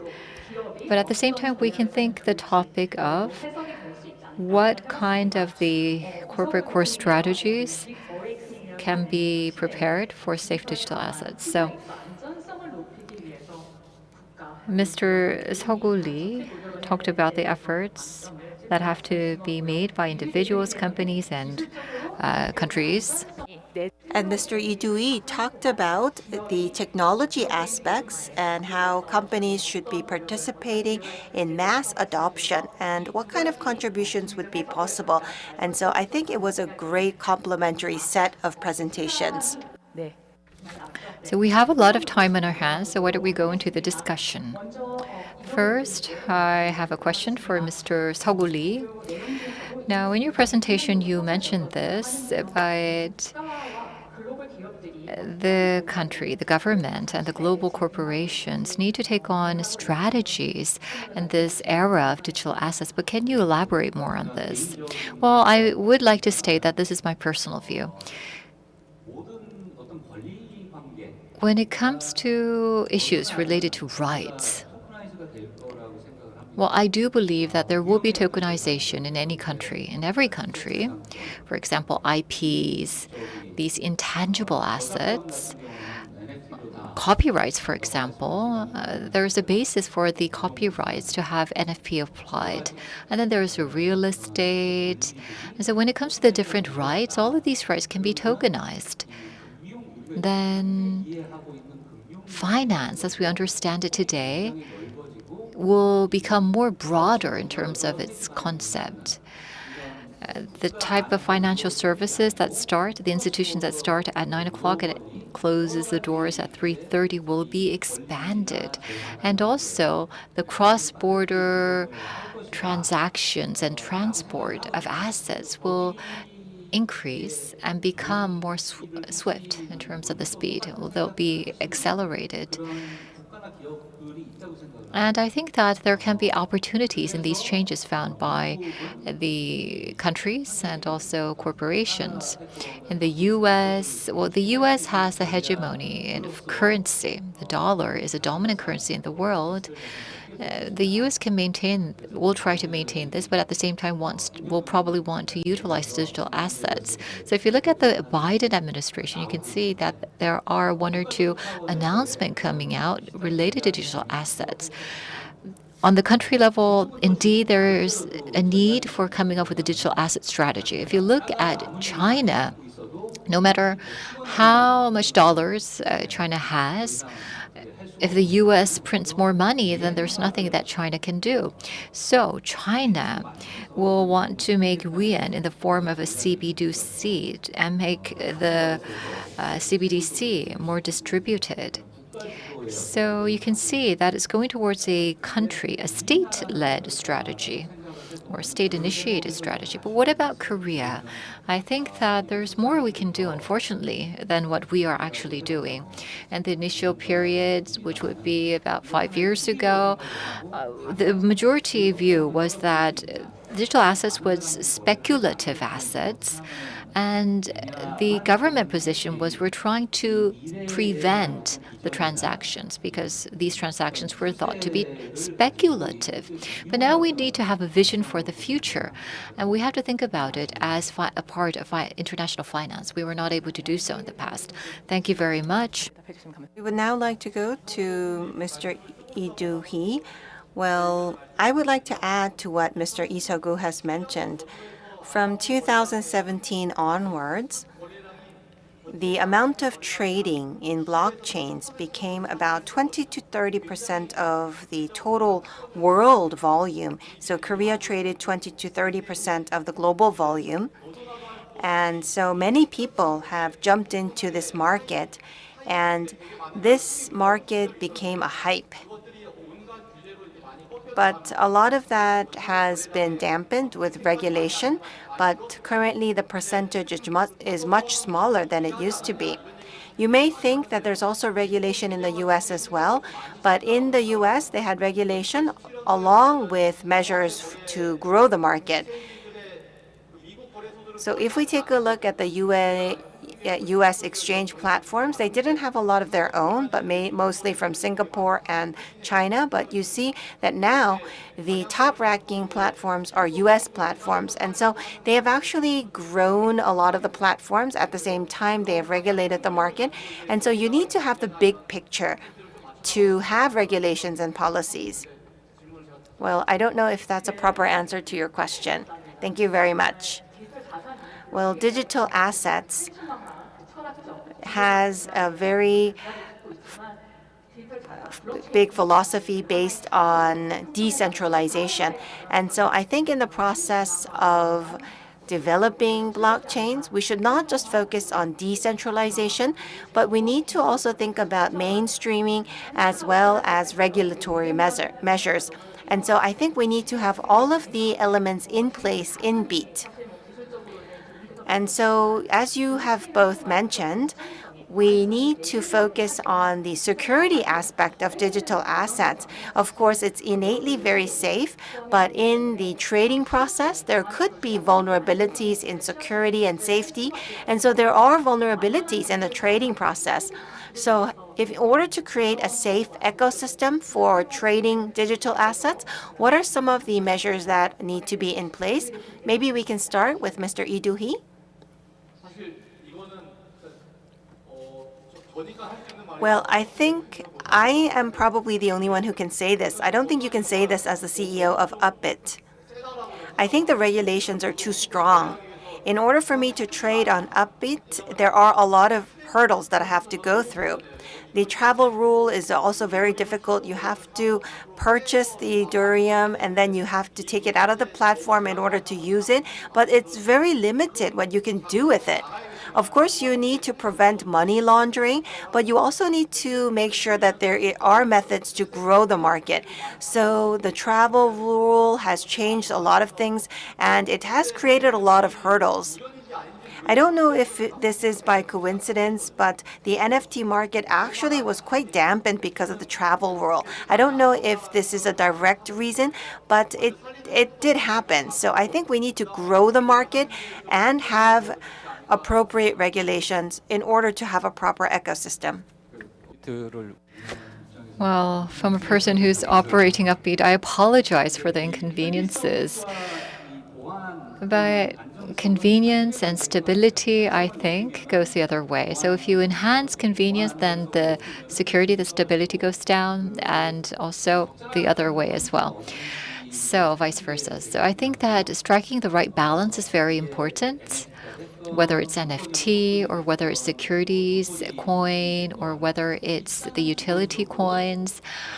Well, I think that basically the Anti-Money Laundering Act and KYC principles and laws have to be abided by because the funding, well, there's the issue of the funding for terrorist groups. So there are these taboos in the international market and you have to abide the international rules in this market.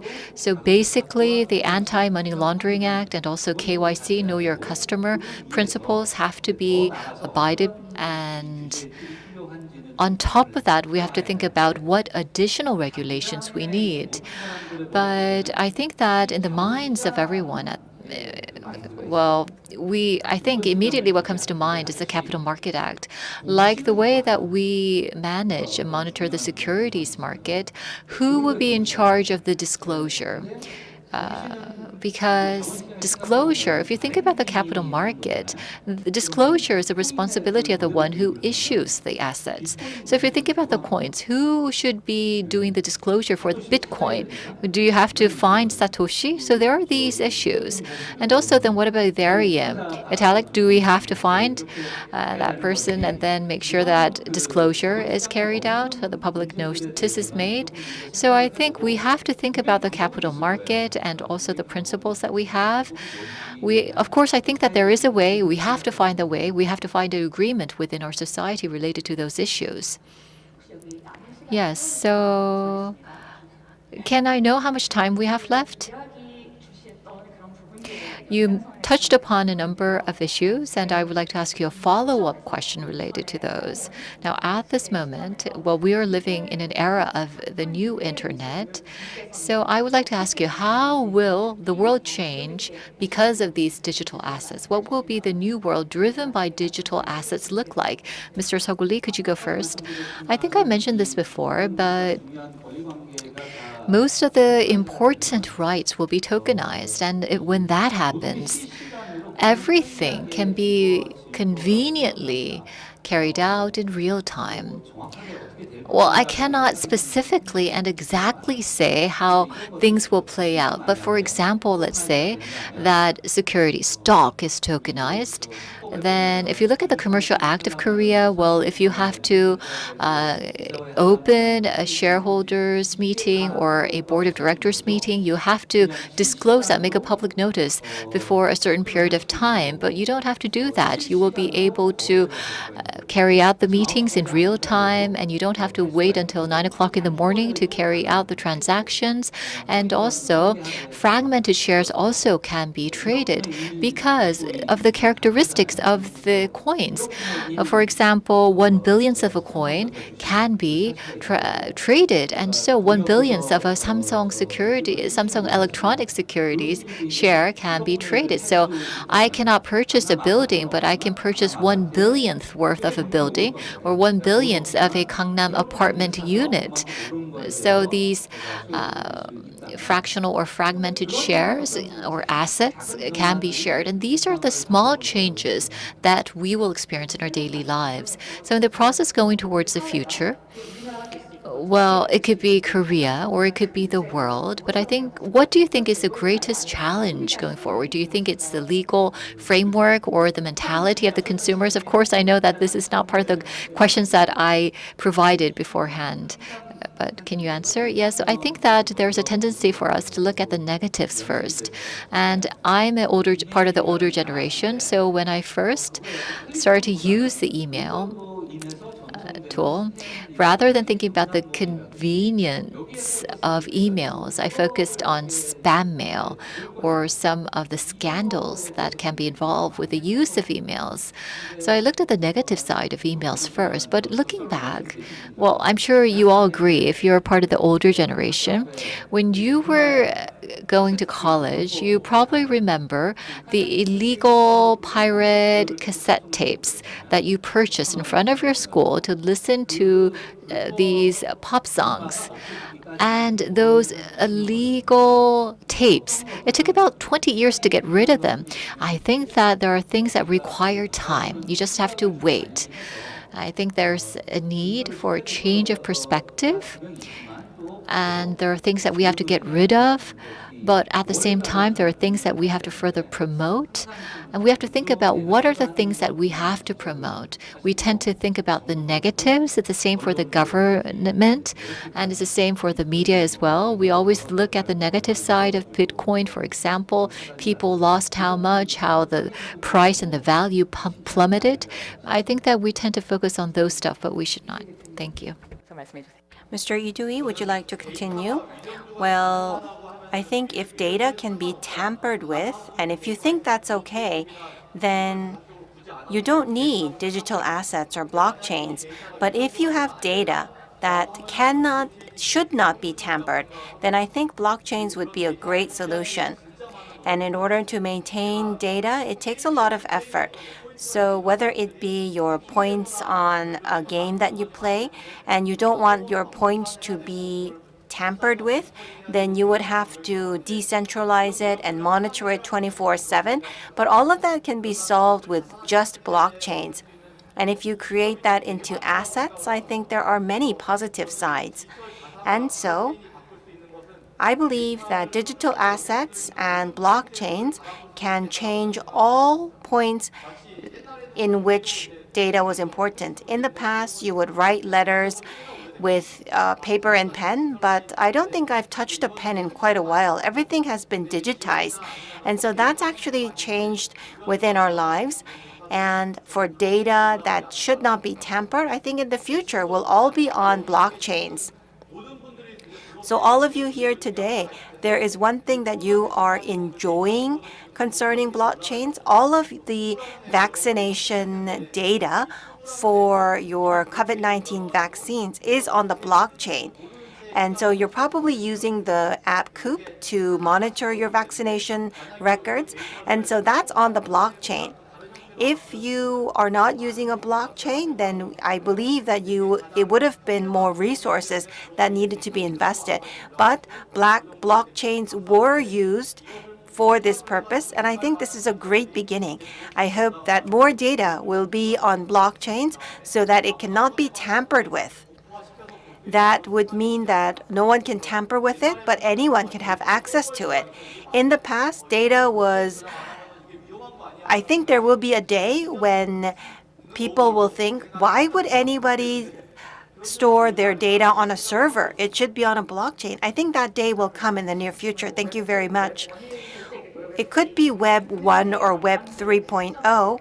I think depending on where you are at, the work that companies and governments should do is very different. If we take a look at Alexander the Great, he met the Nile River with the big Euphrates River, and he created the city Alexandria.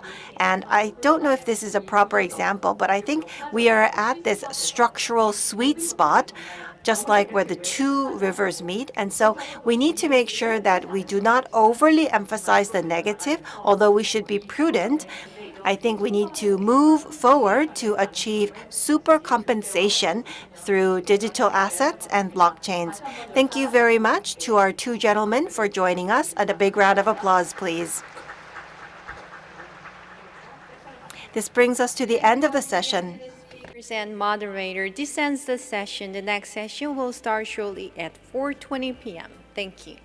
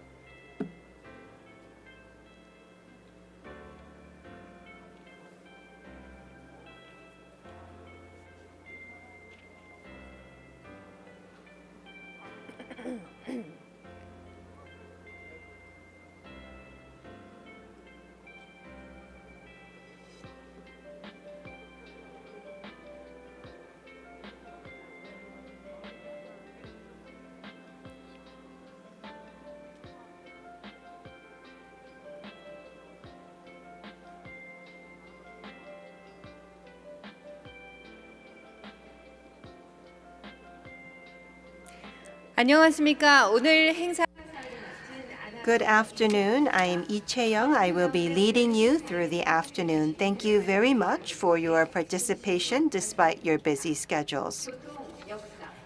Transportation, history, and culture is where Yongsan is situated. We will be hosting this session titled Yongsan's Renaissance, Yongsan and Future City. We will take a look at urban competitiveness, and we will take a look at how to motivate the era of Yongsan. Let us now commence the session titled Yongsan's Renaissance, Yongsan and Future City.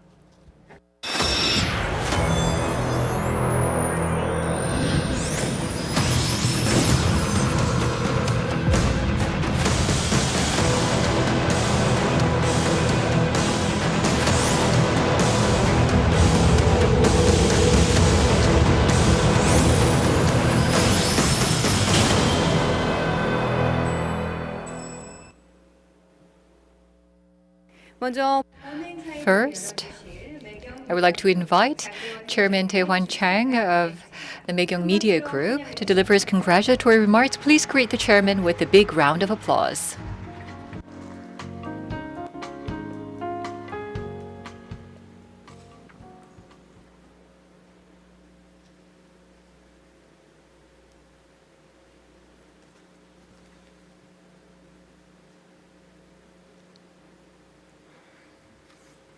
존경하는 Honorable ladies and gentlemen, it is a pleasure to host this event with such distinguished guests at the Mail Economic newspaper on May 3rd. We held the 32nd People's Vision briefing event, and at that time the blueprint of Yongsan was presented. So after a course of 4 months, Yongsan and the future city has become the topic of today's session here today. I think that this is indeed an important issue. The center of Seoul is Yongsan, and the development of Yongsan is linked to the competitiveness of Seoul and also the further advancement and the future of Seoul. At one point in time, London was a center of global finance. In the late 20th century, however, its status was hurt, and it was once again able to make a comeback because of Mayor Livingston's Canary Wharf development project. This Canary Wharf is similar to Yongsan, as it is adjacent to the Thames River, just like Yongsan is adjacent to the Han River. When Livingston became the mayor of London in 2002, this actually was a slum region. Mayor Livingston created a green belt in London and also connected the green belt with other housing spaces and making open space, and also called for the development of the Canary Wharf. Based on the vision of Mayor Livingston, the Canary Wharf was developed, and as a result, once again, London has become the global finance center. Canary Wharf, at this moment, is a place where 150,000 people in the financial sector works, and also the vitality of the Canary Wharf has led to the enhanced competitiveness of London. Yongsan has greater potential compared to the Canary Wharf of London. The master plan of Yongsan must be designed to make the heart of Seoul beat again. And we have to open up this new center of great potential to be realized. So the Yongsan development has been continuously called for by Seoul City, and Seoul City and the central government is now sharing the vision that we also have been calling for a long time, and we're very pleased with that. Today, Mayor Se-hoon of Seoul City will be presenting the blueprint of Yongsan. A big hand for Mayor Oh.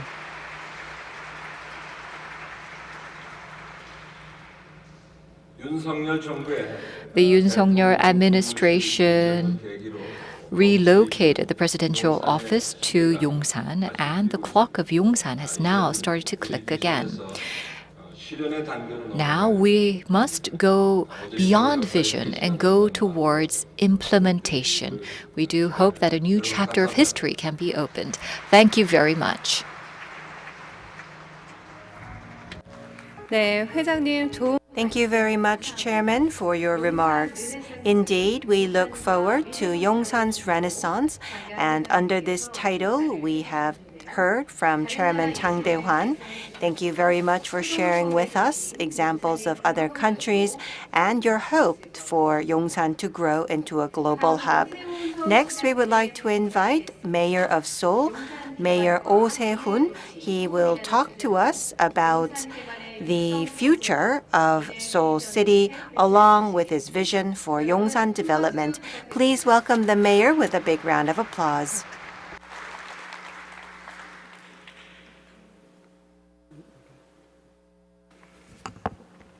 여러분 반갑습니다. Pleased to meet you. Thank you very much for your interest in Yongsan. And thank you to the audience for joining us today. It is indeed a very meaningful gathering. I love the World Knowledge Forum hosted by Maegyang Media Group. They always provide us with the necessary insights, and they're always half a step ahead to show us insights and visions for the future of Seoul and the Republic of Korea. And thanks to the World Knowledge Forum, we have been able to continue to develop our country.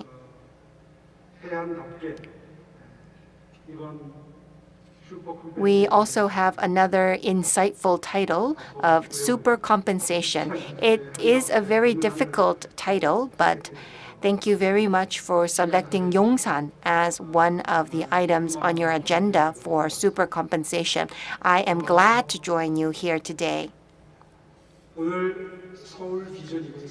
Today I would like to talk to you about Seoul Vision 2030, as well as the Seoul Urban City Plan 2040, to talk about Seoul's plan for the future of Yongsan and overall Seoul. First, let me talk to you about urban environmental change and the challenge of Yongsan. Second, Seoul's response and urban policy. And last but not least, Yongsan future vision and realization strategy. Well, first, let's talk about urban environmental changes and the challenges of Yongsan. As you can see here, Yongsan has a very historical significance. We had the Japanese army base in Yongsan during the Japanese colonization. I have heard that the Chinese were there before that. After our independence, we have seen very historical events happening in Yongsan. And so Yongsan actually holds heartbreaking history. But at the same time, thanks to that, we have this empty space at the heart of Seoul that we can utilize at this point in time. That is the irony that history presents to us. As you can see here, geographically, Yongsan is at the center of Seoul, and there's access from around the country through roads and railways. And I do believe that UAM will also connect Yongsan with regions around the country. And so it will become a hub for air travel as well. This is something that I will mention later on. So Yongsan indeed will become the hub of transportation. At the same time, we have the Han River Park and the Yongsan Park.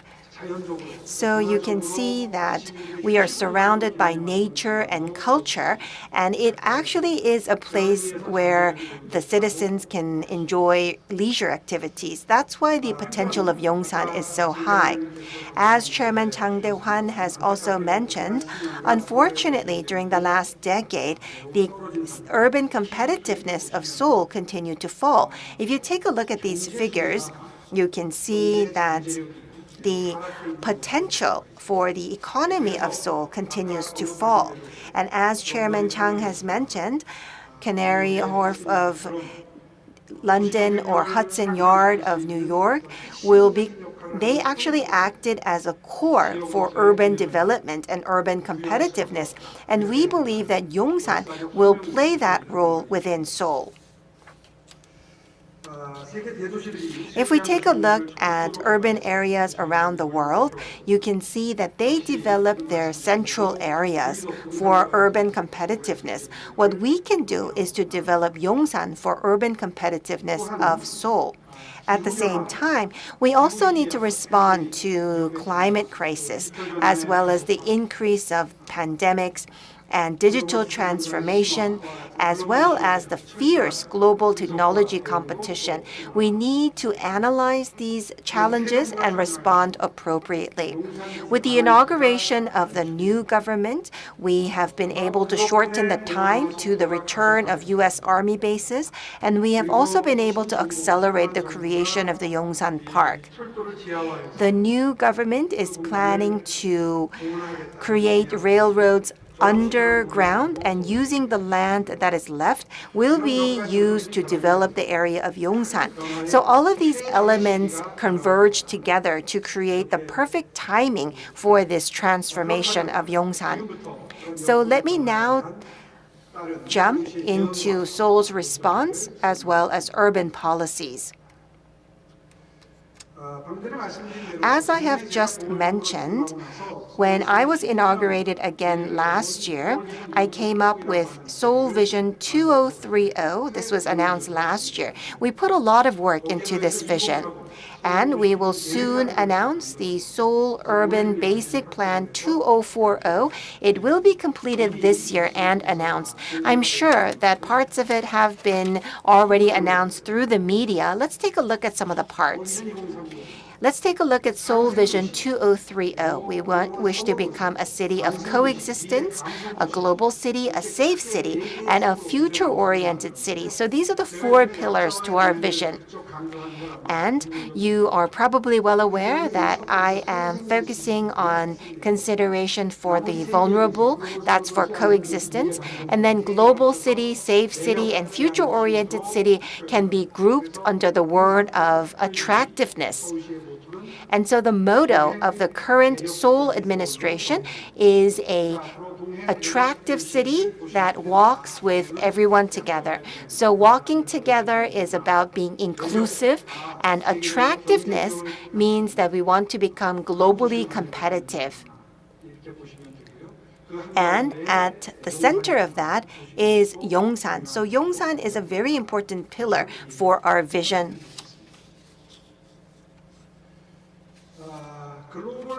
If we take a look at the global competitiveness, we wish to become one of the top 5 cities in 4 different domains. 10 years ago, when I was the mayor of Seoul, our goal was to become the global top 10, and we were very close to achieving that goal. And so the year that I stepped down from the office, we were about number 13 or number 12, but as you can see, that has fallen to under top 20. But within the next 4 years, I wish to achieve global top 5. So here you can see that the first aspect is financial center. Well, the ranking for financial center has become very low, but we have a good start.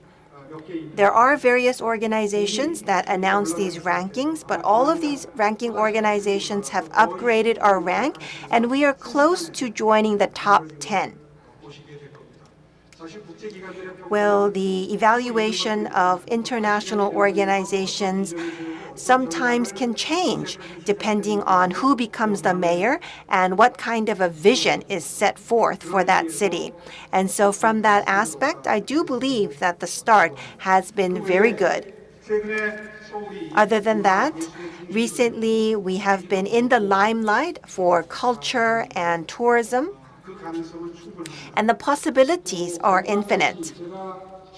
Well, 10 years ago, I became the mayor when we had about 5 million visitors coming to Seoul. I wanted to achieve 10 million, and everyone said that's not possible, but I did achieve that. This year, the goal is 28 million. So we wish to attract 28 million visitors to Seoul by creating Seoul into a tourist hub. Other than that, we also wish to invest in R&D, and we have also seen that we have also become a strong startup city. We can see that we have been upgraded by a few ranks because of the various attempts being made last year and this year. Along with Megyoung Media Group, we will be starting Try Everything tomorrow, and that actually will lead to creating an ecosystem for startups. So let's take a look at them one by one. We need to connect the air, water, and roads. As I mentioned before, Yongsan will become the transportation hub.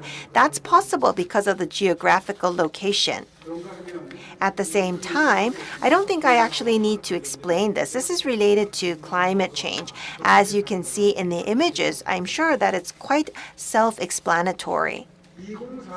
If we take a look at the Seoul City Basic Plan 2040, we wish to create a livable city and a global city. And so we will be using various urban planning methods. For example, we wish to create a city where people can walk to where they live, where they work, and where they enjoy themselves within half an hour. So we wish to create pedestrian zones within 30 minutes where they can actually have everything that they need there. And I think a prime example in the old city would be the Jongno Cheonggyecheon area, the Gangnam area, and also the Yongsan area. Here you can see that we're not focusing on Yongsan. So in the beginning, we need to invest in Yongsan. So we need to start the investment. We need to get it going. And when we establish the infrastructure, then we will be able to utilize the value of the railway facility land area so that the private sector can jump in and create new values.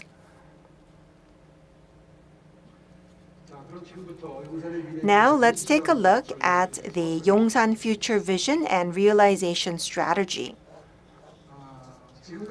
So up until now, the center of Seoul was Gangnam or Cheonggyecheon and Gwanghwamun, but now in the future we will have Yongsan as the hub of Seoul. Geographically, Yongsan is very close to Nodersam Island and Yeouido Island, and so Yongsan will be created into a developer's park or tech company park like Silicon Valley and Pangyo in Korea. And so we will be able to connect that Yongsan with the International Financial Center of Yeouido and Global Art Center of Nodersam. Well, actually, 10 years ago, we actually wanted to create an opera house on Nodersam, but the previous mayor actually built some buildings here 3 years ago, so we cannot proceed with the plan for Opera House, but we will create this into an art island. And so we will create a triangle connecting Yongsan's business district with Yeouido's financial district and Nodersam's art district. And so they will be able to create a triangle to create a synergy effect. We hope that you will continue to be interested in this plan. Yeouido, as you well know, is already a center of finance. But nowadays we're a bit cautious. Every time there's an election, the government-led public institutions or organizations are relocating their head offices. And so the function of Yeouido as a center of finance is being threatened. But nevertheless, centered on the fintech industry, we want to make Yeouido the center of finance in Asia. We will continue to pursue this vision. And on top of that, Nodulsam, the Nodal Island, will become an island of the arts. I mentioned that before. The Great Sunset Hangang project will be part of this. So as you see here, you can see Sevilla Metro Parasol. And this is actually a wooden structure. And on top of here, you can actually enjoy a view of the entire Sevilla city. It is a tourist hotspot. And this marvelous construction, the structure that already existed, was utilized. And likewise in Nodal Island, we want to utilize the structure that already exists. And on top of that, we want to build facilities and venues to ensure that cultural events can take place 365 days a year. And this is just an example of what is possible. So here, you can see some of the images that has inspired us. Already, the presidential office has been relocated to Yongsan, and Yongsan will be developed into an international business zone. Not far from here, there is the Yongsan Park, which used to be the U.S. Forces Korea base. A lavishing green leisure space will be formed here, opening doors to a new era of Yongsan. So this is a concept of Yongsan. We want to make this an international business district that combines convergence, green ecology, advanced transportation, and a smart city function. So let me explain one by one. First of all, we want to make the Yongsan International Business Zone a place where a place to work and a place to live is closely located, so that where you can enjoy your daily life with various activities, and your workplace is not far away. There will be many venues for enjoying leisure activities where you can enjoy the arts, where you can enjoy culture. So there will be many different structures and buildings for that. And there will be various concepts applied, and we will be dividing the land here, as you can see, to have different specific zones.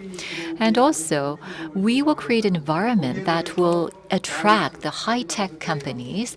On top of that, we will have the facilities for the MICE industry, so that we can service large conventions, and we will also build the infrastructure required for the convenient living of expats, so that the global tech companies will be willing to be here in Seoul, in Yongsan, and that their family members can join the staff members of these companies to live here in Korea, so that these global talents can be attracted and retained. And as you can see, there's a green space, and also the railroads will go underground. On the surface, there will be green space. There will be the natural environment, the parks, and also in the Hongdae region and the Mapo region, you will see that a lot of people are enjoying various activities, and that area has greatly changed over the years. We will be able to witness the change here in Yongsan as well. So, this is just an example of what can be possible in Yongsan. So here, from the pedestrian perspective, well, you will be able to see endless green spaces. Of course, there will be high rises on the grounds, but we want to ensure that the Seoulites, the Seoul citizens, when they walk around Yongsan, everywhere they turn their eyes to, they will be able to see the green space and the trees. That is part of our concept plan. And as you can see, there are these diagrams that helps you understand our concept and our vision. This is how we want want to locate the buildings, the high-rise buildings. So as you can see, there will be open spaces for the low floors of these high-rise buildings, and these will form the open spaces. So whenever the people turn their eyes, they will not see the buildings, but actually the open space and the green space. And this is what Seoul will look like here in Yongsan. And also, as people walk about, they will not only be walking in the first floors, the ground floors, but also they will be able to walk from one building to another, as these buildings will be connected together. And underground, well, if you go overseas, you will see that there are these underground pedestrian pathways and also facilities that provide various experiences for the people. And this is Marina 1 of Singapore. Everything was placed very strategically and very effectively, and the buildings were connected together because of the well-planned design of the buildings. And likewise, we would like to make Yongsan's buildings and the structures like this. And also underground, the transportation systems will be connected together. At B1, there will be the inner circulation transportation system. And on B2 and the B3 floors, there will be a network connecting the inner and outside transportation system. So there will be a large interconnecting road and transportation infrastructure built. On top of that, we will implement the UAM system. This is an example of what the system would look like connected together. For example, in front of COEX of Gangnam, a similar change is being implemented, and that concept will also be realized in Yongsan. So the roads and the railways and the UAM, these different transportation systems will be connected together to make Yongsan a true hub and the heart of Seoul and our nation. And of course, we cannot talk about the urban space without talking about smart cities. So we will have the ITS, the Intelligent Transportation System, implemented, and all of the different transportation systems, the air, the sea, and the land, these will be connected together. If we had done this 10 years ago, it would have been difficult to realize, but now we have the advanced technology and the systems, so we will implement them and apply them. We will include UAM so that we can realize a true smart city. So once again, this is the concept plan shown through this diagram. I'm sure that this diagram helps you understand the vision that we have for Yongsan. This is the last slide that I have prepared. I've talked about the dream of Seoul, the vision of Seoul, and also the strategy that we have for Yongsan. Yongsan is our last precious land that we can further develop. It used to be the USFK base that has now transformed into the Yongsan Park. We will further develop this into a green space, a smart city space, and we will connect Yongsan with Yeouido and Nodir Island. And I explained in detail about our future plan and strategy for Yongsan. We ask for your support and interest. Thank you very much for your attention. Thank you very much, Mr. Mayor, for your presentation. We look forward to Yongsan becoming a global city. We would now like to go into our discussion session. This session will be moderated by Professor Kim Kyung-hwan of Seogang University. We will be inviting Professor Michikawa Hiro of Meiji University, Professor Tyler Cohen of George Mason University, as well as Mr. Eric Allison, the head of product at Jovi Aviation. Please join us on stage.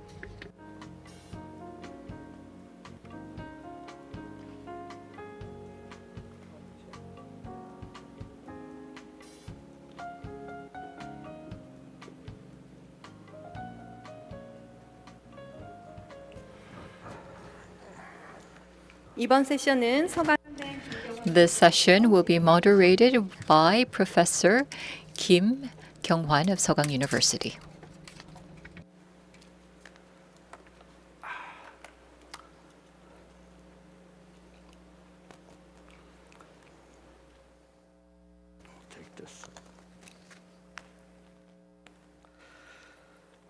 Okay, good afternoon. Welcome to the session on Yongsan's Renaissance, Yongsan and Future City. I'm Kyung-hwan Kim, an Emeritus Professor of Economics at Seoul University. I've been given the privilege of moderating this session. We have a distinguished panel of 4 experts from various backgrounds. We have 2 present here and 2 others on the net. So let me start by introducing the panel very briefly, and then we'll go ahead with a procedural remarks about the session. Okay, we have just listened to the Honorable Mayor Oh's very interesting and rich presentation about Yongsan, the vision of development and the characteristics of the newly developed smart city at the heart of the city of Seoul, and various aspects that involve the frontier technologies. And all this will add up to make the city more competitive and also enrich the lives of the citizens of Seoul. And we have a lot to discuss, building on the mayor's presentation. And we have 4 distinguished speakers here. Professor Tyler Cohen at the George Mason University is a renowned macroeconomist and the author of several best-selling books. And Dr. Eric Ellison here is the head of product at Joby Aviation. He's an expert on aerial mobility. And then Professor Ichikawa, Professor Emeritus, Meiji University, Japan. He's a very famous scholar of urban planning and urban policy, but he's also the executive director of the Mori Memorial Foundation, which publishes the Global Power City Index the mayor mentioned during his presentation. And finally, Dr. Chung-ho Kim, Robin Kim, is the head of Policy and Research Institute to City at the University of London. And he's a researcher of urban regeneration and an award-winning architect. And you can see that, how diverse the backgrounds and interests of the panel is. So I'm very excited about the panel, and I'm confident that they will bring up a lot of interesting issues and also insightful comments on the subject. We're given 40 minutes for the panel discussion, so I organized it into 2 rounds of remarks by each panelist, 1 3-minute each time. So the first round, they will talk about the general impression of the presentation, and then in the second round, they'll talk about some specific aspects of the plan of their choice. And then we'll reserve 5 minutes to take questions from the audience here and also online. And if we still have time left, then I'll give the panel to make a closing statement of 30 seconds to 1 minute. And that's how we'll proceed with the session.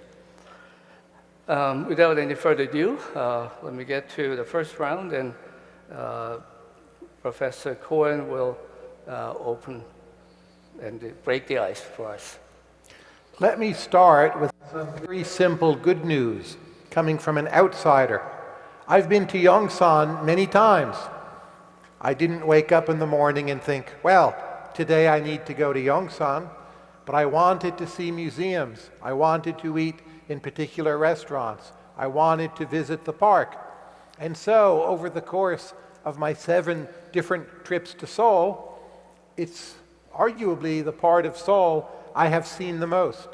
So that is already a marker of centrality, of focality, of interest. It's a sign that yet better things can happen there. Now, the presentation you heard from the mayor talked about some different cities that have rebuilt themselves, revitalized themselves. But I would urge you also to look at the cities that did not. Let me give you an example. Buenos Aires in Argentina. It was once one of the world's most beautiful cities. It is still reasonably attractive. I have been going to Buenos Aires periodically for about 30 years. I don't actually think I can say it is getting better. Maybe some parts better, some parts worse. It's fundamentally the same city, but to the world it is less interesting. Or in India, consider the city of Calcutta, not making major progress. It was once the most important city in India. In my own country, look at San Francisco, a tech center of sorts, but I would submit San Francisco is in some ways a worse city than 42 years ago when I first visited in 1980.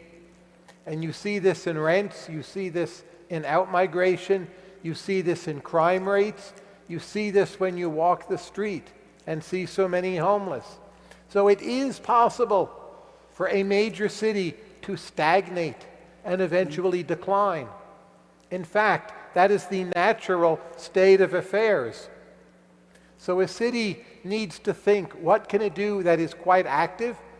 It should do something that is economically vital, that is aesthetically beautiful, that is forward-looking, that educates the citizenry about the city and the country as a whole, that lays out a vision for how things could be. And there are indeed successful examples. The one perhaps I know best would be Singapore. The entire Marina Bay complex has redefined what Singapore is. It made Singapore cool. It made Singapore beautiful. Singapore in 1988, when I first visited, was not beautiful. Now it is gorgeous, and it looks like a city of the future. Indeed, it is a city of the future. Near to me, New York City, Hudson Yards, already mentioned. Probably many of you have not been to New York in a few years, at the very least. I tell you, it is right now a fundamentally different city. Everything south of 30th Street is much better, nicer, more interesting, better restaurants. Wealthy people want to live there, young people want to live there or work there. It is much more fun than even just 5 or 10 years ago. Not all of New York City has reinvented itself, but the whole dynamic of the city, the center, has shifted from Midtown to below 30th Street, a fundamental change. Go see it. It's a lot of fun. Just don't go above 30th Street. You don't need to. In India, Delhi and the surrounding areas, Gurgaon, are making bold steps, bold claims about India's future. We will see how those go, but I am relatively optimistic. So in short, I see no reason why Korea cannot and should not do the same. There are 2 cautionary notes I would like to offer, however. First, do not expect the new Yongsan to be a center for startups. If you look at New York City, so many of the startups are clustered in Brooklyn, which is low-tech and somewhat cheaper. It's not that much cheaper anymore, but it's not the west side of Manhattan. If you go to Hudson Yards, the redeveloped part, you're near headquarters of Google, headquarters of Facebook, that's fine. But a lot of the dynamic thinking is always on the outside of your main cluster, not in it. It's not a problem. I'm just saying when planning the area, don't think it will necessarily end up as the center of your startup community. Final point I would like to make. And this is very important. When I think about Seoul, a city I love, a city I have come to 7 times, and for me it's a far trip.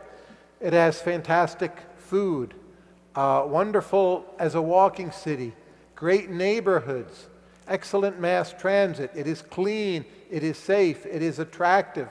The people have always been very nice to me. But Seoul, to many outsiders, it is not sufficiently cosmopolitan. So to reap the full gains from developing Yongsan, I think there needs to be a bit of a broader vision for Seoul, and that does include more English language. I'm fully aware of the debates going on in Korea over this question, centered in Busan. But if you want Yongsan to be a dynamic future Korea, you need to pull in more people and not just push around the people you already have in Korea.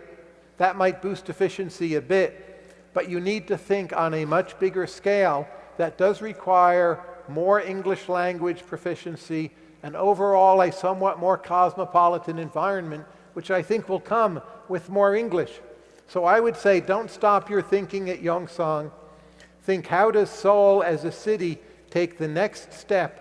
So on these critical questions of how exciting is all of it, how cosmopolitan is all of it, that it can step into the tier of cities like New York, London, by being better, more advanced, and I'm very delighted to see Yongsan as step number 1 in all these future developments.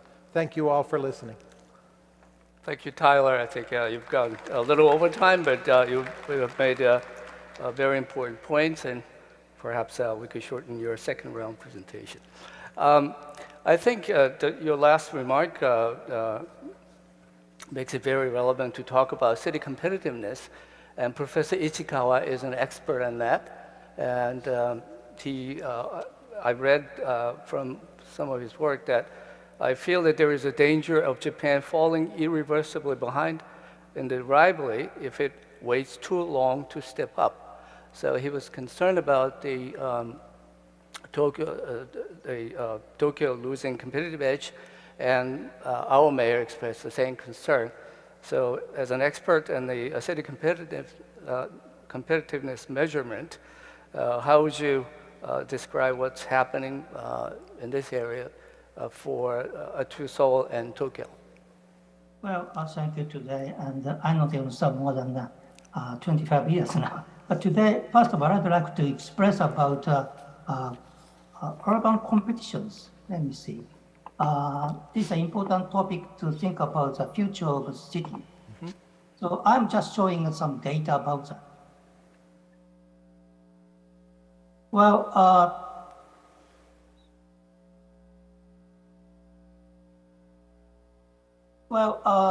can you see this panel now? Yep. Okay. Well, Global Past Index is our ranking system and measuring comprehensive power of the world cities, more than 48 cities now. And well, today I'd like to show the comparison between Tokyo and Seoul. We have 6 urban functions such as economy, R&D, cultural interaction, livability, environment, and accessibility. And of course, economy is the most important topic for any cities, but this is a little bit different topic for the local government. Well, in case in Japan, central government has many power to change everything. It takes time. So for the local governments, the best way is to promote some policies in cultural interaction. So today, I'd like to show the one case in cultural interaction. So the data about Seoul and Tokyo. Well,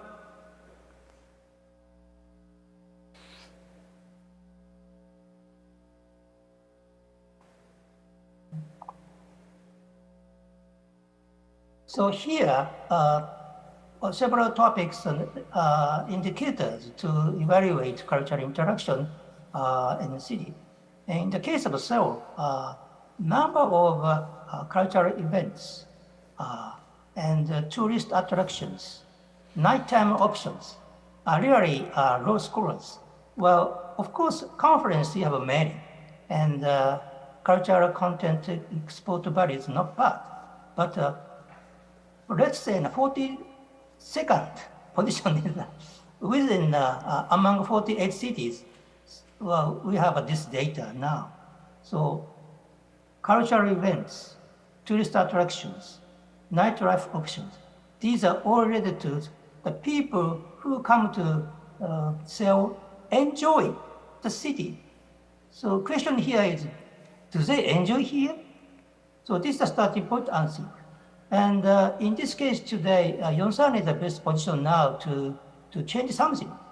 And from viewpoint of this kind of solutions, solution means we're changing the city's power stronger. Well, when you think about the future function of Yongsan, you may, well, just put in this kind of topic, not only business centers, but also some other fascination. What's that? You have already 3 famous sub-centers, but it should be a different center here. And this kind of power change is important to raise up the competitive power of the city. Now, even in Tokyo, even in Seoul now, we are trying to become a #1 financial center in Asia. So it's a kind of competition already we have now.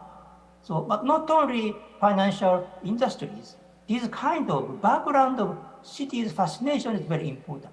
So maybe Yongsan would have a good chance to propose such kind of future. This is my first impression. Thank you very much. Well, thank you very much, Professor Ichikawa. Then let me ask Dr. Kim, Irvin Kim, about his impression about the mayor's presentation. What aspects of the presentation strike you most, Professor Kim? Yeah, it's my pleasure to see you all, even if this is online.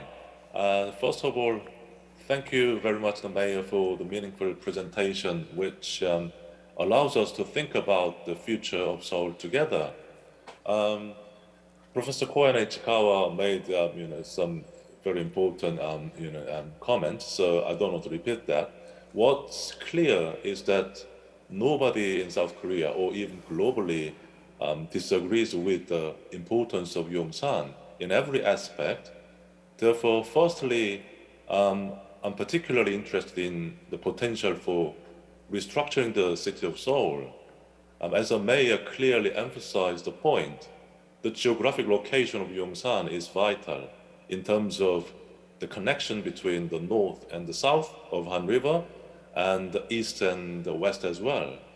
Secondly, Yongsan has a rich history from 14th century to 20th century. I think it might be better to say Yongsan has a unique urban identity. Having said that, what I would like to highlight is that Yongsan will or should play a key role in regenerating its surroundings, not just Yongsan itself. This is why the Yongsan project should be approached or considered as a regeneration project rather than just a redevelopment. There is a huge difference between redevelopment and regeneration. From a different point of view, Yongsan would be the only place in Seoul where it has a massive socio-economic impact on the rest of Seoul. So I believe this is the obvious reason why the mayor focuses on enhancing the global competitiveness through this project. So the challenge we are now facing is that how we set up a clear vision for the 21st century, not 20th century, and hope the mayor's presentation today provides us with fundamental aspect of Yongsan theoretically and practically. This is my initial comment, and I will talk about a bit more details later then. Thank you very much for listening. Thank you, Professor Kim. Well, Dr. Ellison is an expert in mobility. Could you talk about the Yongsan plan in terms of mobility and connectivity? Yeah, excuse me. It's really exciting to be able to see the vision that the mayor presented for this reimagining of a significant portion of a great city like Seoul. It's not very often I think that, that a community gets that opportunity to do something at that scale and so exciting that allows you to think about it from kind of from first principles. And if you look at the way transportation and mobility maybe more generally has been evolving over the past 10 years, it's pretty clear that there's some significant directions that, that must be taken into account as this new reimagined portion of the city is being laid out. And the trends I think that are particularly important are electrification, which of course we're seeing more and more in all different forms of mobility, but particularly in the daily forms of mobility, in cars and in other smaller types of micromobility vehicles, where electrification is more and more important all the time. And in just a few years, I think we'll see the complete domination of that across all forms of mobility. And then the other trend is connectivity, and what is enabled by connectivity. And I think that sharing is one of those things that is enabled. So as this new portion of the city is being designed, is being imagined and created, I think remembering those pieces or making sure that those trends are front and center so that you can lean into those trends and then embrace the next things that are coming that are new, like area mobility, which is what I work on a daily basis. And urban air mobility, or UAM, is, I think, one of those types of technologies that's emerging at a perfect time for this type of a redevelopment to be happening. And incorporating that, which is kind of the next generation of those trends of electrification and connectivity, into the very fabric of how this portion of the city is being defined, will enable something that's completely new and amazing, and sets apart Seoul from any other city in the world at this point, because it can be thought of right from the start. Now, of course, it has to be also brought into more places because you have to go somewhere if you use UAM from that destination. But I think being able to build it the right way in a connected, shared fashion from the very beginning is an incredibly exciting opportunity that will set apart Yongsan from many other places in the world. Great. So we have just heard the first round remarks by the four panelists. I think we have already learned a lot, and I don't need to summarize their remarks, but let me just make some note of the important points, one or two from each. I think Professor Cohen made an extensive set of comments, which are all relevant, but one point to take away is that we need to learn from mistakes and failures as well as successes when you look for the experiences of other cities and countries. And also, he made a very important point that we need to make Yongsan and Seoul as a whole more cosmopolitan going forward. I think these are very important points. And Professor Ichikawa highlighted the point that city competitiveness is a multifaceted measure, and we need to work on other areas, not just the economy. And given that there are already 3 existing economic centers of Seoul, we need to ensure that the Yongsan will have its own character. I think that's a very important point. And of course, Professor Kim emphasized the vital location of Yongsan. And I think he made a difference between regeneration and redevelopment. And he also mentioned that we need to go beyond the project boundary of Yongsan and ensure that surrounding areas will also be regenerated. I think that's an important point. And Dr. Ellison just made a point that in terms of evolution and mobility and infrastructure, transportation over the years, I think Yongsan will give a unique opportunity to experiment with frontier technology and how it can work to make the entire city a better place in terms of mobility. We completed the first round. In the second round, why don't we look at some specific examples from other countries and other cities that are relevant to Seoul and especially Yongsan project. So let me start with Professor Ichikawa. Can you talk about some relevant projects from Tokyo? Yeah, okay. Now Yongsan is a new center in this cell. So we have quite similar examples. And today I'd like to show the case of Roppongi Hills. It's located to the eastern part of the city center.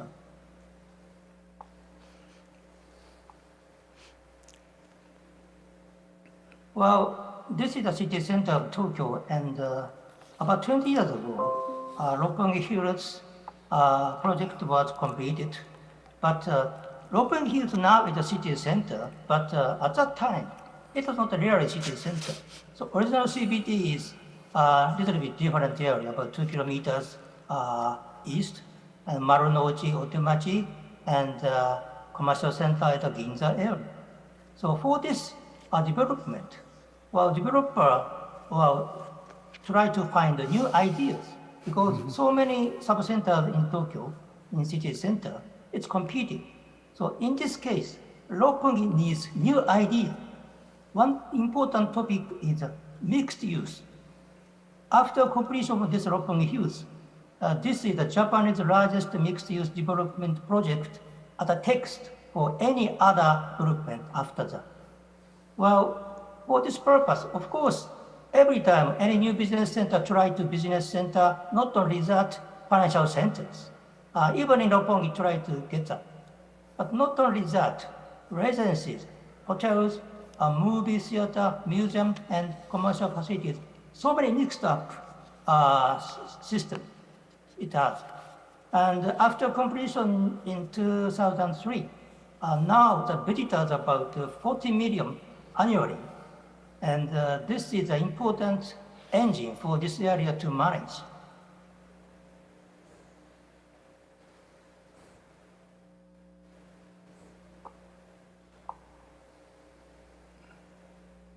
And for this purpose, first of all, hotel, yes, what is Hyatt? And residences, so many variety, and about 800 housing units. Within that, 500 rooms are rental units, not for permanent. It's important to invite more foreign people here as a service apartment. And most important facility is art center at the top of the tower. Well, we have several other galleries in Tokyo, but this never happened because this is open until 10 p.m. So any people come here to enjoy. After that, they are starting to eat some others. And finally, of course, a high level of brand shops and restaurants, about 200. And one condition is, once the shop open, after the openings, 5 years, it will be changed. If the shop or restaurant cannot invite the target of visitors, it should be replaced. So it's important. Every 5 years, it is replaced, refreshed. So it's quite easy for people to find new things. Also, other artificial design is kind of very financial, very fantastic urban space inside. So this is the important topic for any facilities to continue to get new visitors and repeaters. And finally, this is very important for the escape, place of escape for disasters. So this kind of total functions are important to make a success. And anyway, after that, many other Tokyo development imitate this Roppongi Hills project. This is one example. So I really expect the case of Yongsan, such kind of idea, try to find new things and international standard. Because in this case for financial sector, they invited the foreign companies, not Japanese companies. This is one topic about that. Thank you very much.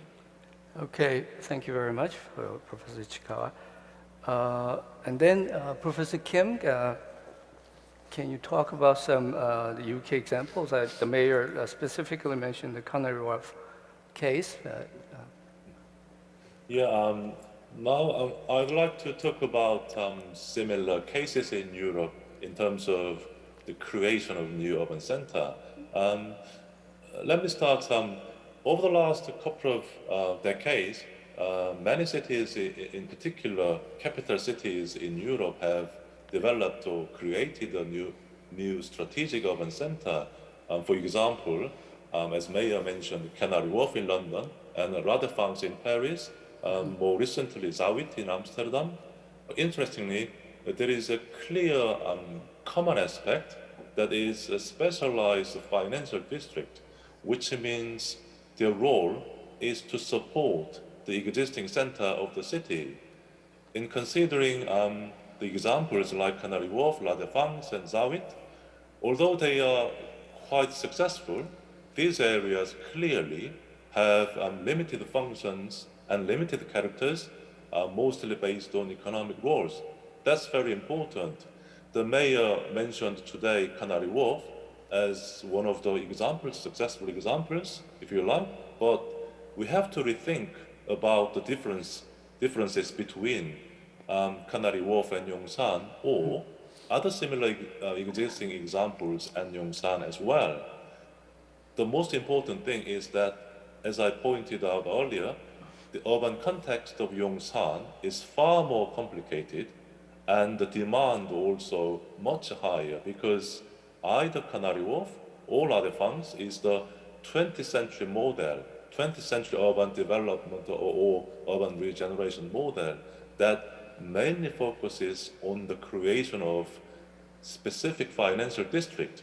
This is why I'm using the term challenge that pushes us to create or establish a new model in many aspects, because if we follow or adopt existing concept, Yongsan can neither have global competitiveness nor play its essential roles. My point is that today we need to think and rethink about new model. Let's say Seoul style, if you like, which can accommodate its unique legacies, its unique context, and its unique roles, rather than just to replicate similar experiments. It's already happened all around the world globally in many cities. So once again, we continue to think about target we are aiming at through Yongsan project. That's my comment. Thank you very much for listening. Thank you, Professor Kim. Eric, as an expert in mobility, could you give an example or two of how the state-of-the-art technology in mobility can be applied to Yongsan, and what needs to take place before it becomes feasible? Yeah, so I think that a couple of things come to mind as I think about what are some examples of what can be applied here. One of the ideas I think that has been in many discussions I've had that has been kind of emerging as we think about the opportunity space in a place like Yongsan is the idea of a mobility hub.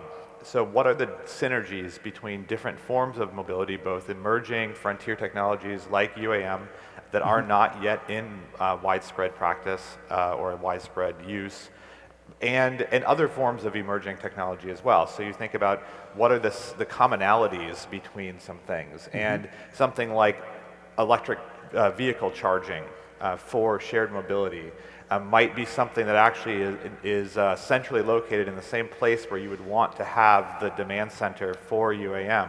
So that, and other forms of kind of this next generation of different types of mobility technologies, which I think extends into delivery as well, because a lot of the same trends of where are the natural hubs that emerge when you look at the demand patterns for these different types of businesses that are emerging, all based around the idea of very highly connected consumers that can have something delivered to them or can get a ride from anywhere at any time, tend to be co-located in the same place. And so as the new portion of the city is being designed, thinking about how these things can be layered together and what are the synergies between these different types of frontier technologies, some of which are now in use, some of which are just emerging, I think is a really important thing to do up front so that you can take advantage of the way these things work together and connect together. Just a quick follow-up question. How affordable are these new technologies in the area of mobility, and how soon do you think it will become really affordable? So there's many companies that are working on this, particularly focused on aerial mobility. And this type of technology is in kind of now into the certification process with different regulators around the world. My company is working in the US, but we have a partnership with SKT here in Korea to bring this technology and actually deploy it in Korea. It's pretty exciting. The time frame is not entirely up to us because we are working with regulators, and so we have to work through that process. But it's only a few years away, and it is in terms of like the affordability. We think that the fundamentals of electrification that we're bringing to bear in this new form of mobility, aerial mobility, will enable it to be brought to market with prices that are pretty competitive to ground-based mobility right now, kind of on the more premium end of it. So think Uber Black, not Uber X, in terms of the pricing. But we think that will be very achievable in the early days of launching this type of service. Right, that's a good news. Yes.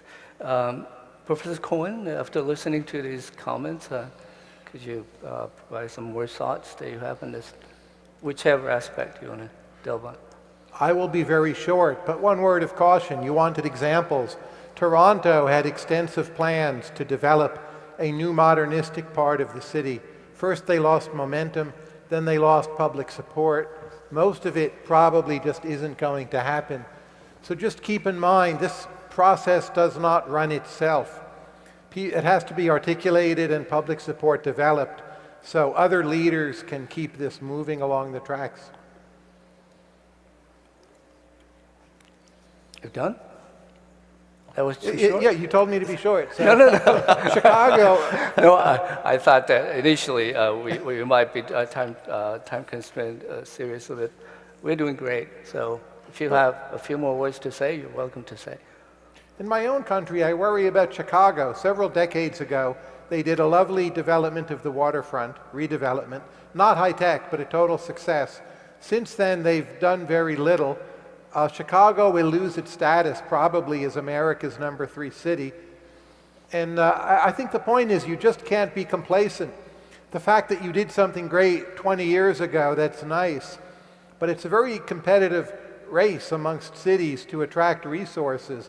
And the best cities are fantastic. I mean, great developments would be Rotterdam, Copenhagen. I think those are fantastic. I visited each multiple times. A lot of fun. I'd love to go back. Hamburg. So, I mean, your competitors are really good, is all I'll say. So, but I think you can beat them. I'm looking forward to seeing it. Yeah, and that's a very positive note. Okay, so we have completed 2 rounds of remarks by the distinguished panelists so far. At this time, I'd like to open the floor for questions.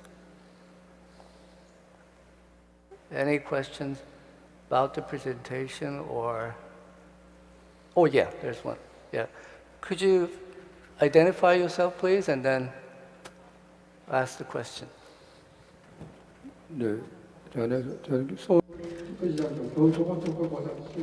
Yes, I used to work at the Seoul government, and today we saw the presentation, we heard the presentation by Mayor Se-hoon of Seoul, and I received this publication about the new Yongsan era.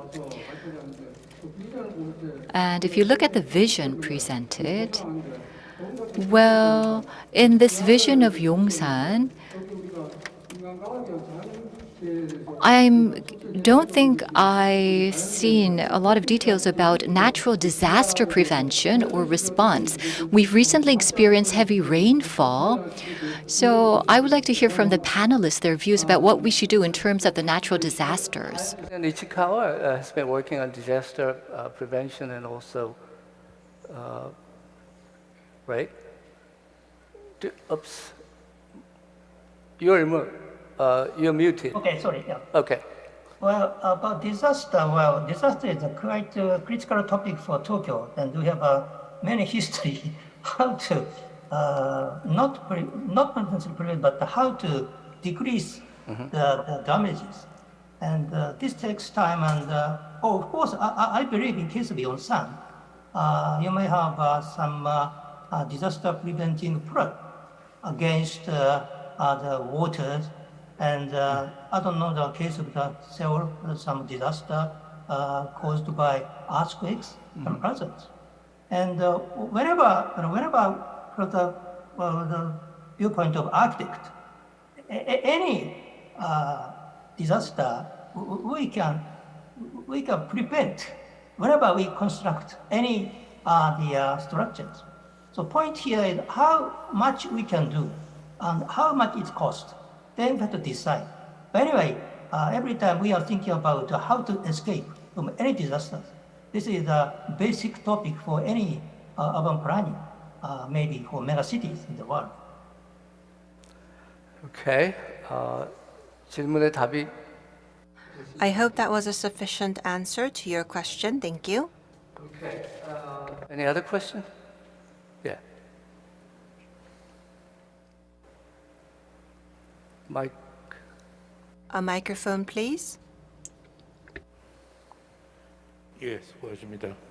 잘 들었습니다. Thank you for your presentation and discussion. I am Chung Jong-kyu from the People's Power Party. And so whenever we talk about development, we always talk about the economic aspect.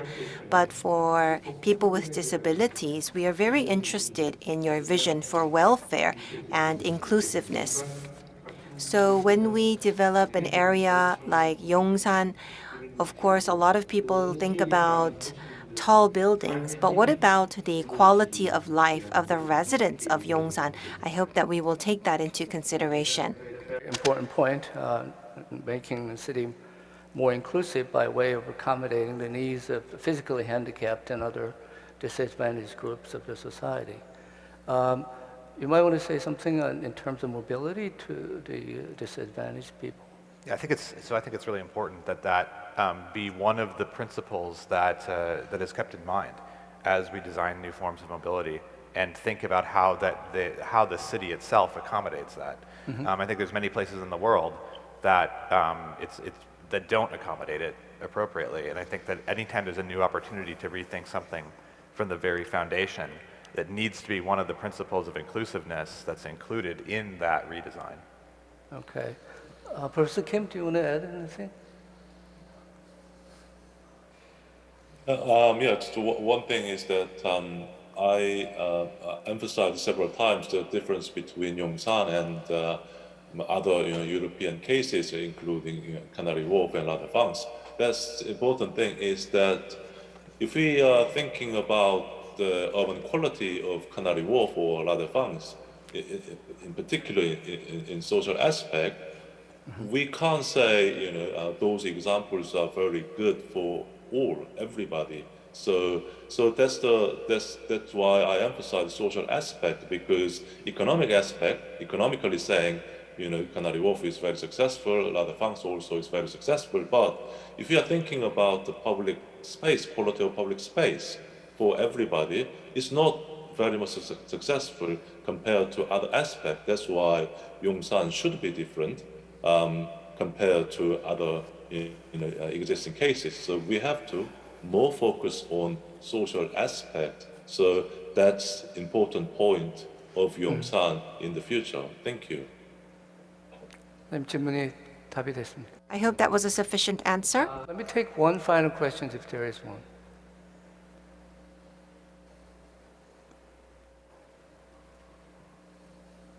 Do we have any questions from online participants? No? Okay. We're doing great, and we have 5 minutes left, assuming that there is no further question from the floor. All right, so why don't each of you make a final remarks, 30 seconds to 1 minute. You want to start with Tyler? I would just stress, during a time where many technological revolutions are finally coming of age in transportation, as was noted, with green energy, biomedicine, artificial intelligence, other areas. No one before ever has redesigned part of a city with the ability to build in these advances. So think of yourself as standing at this very special moment in history. You have the opportunity to do something and make it work that no other humans have done. And just take pride in that and treat that as a very special mission. And I think you'll all do a great job. Well, thank you. Eric? I think that very much in line with that, I think that the ability to reimagine something in the heart of the city, a whole new portion of the city, and then keeping in mind these new technologies that are coming to bear is just amazingly exciting. I think there's a global race when it comes to UAM, aerial mobility. There's many cities around the world that are looking at this and want to be part of this and have this type of technology in their cities. But not many, maybe any of them, have the opportunity that Seoul does to redesign such an important part of the city and put this type of mobility front and center. And it's really exciting to be able to, I look forward to working with stakeholders across the board to bring this type of mobility to Seoul and make it real for people in the very near future. Great. Professor Ichikawa? Yeah. 1 minute good for me. Finally, I may say quite an important comment I will do now.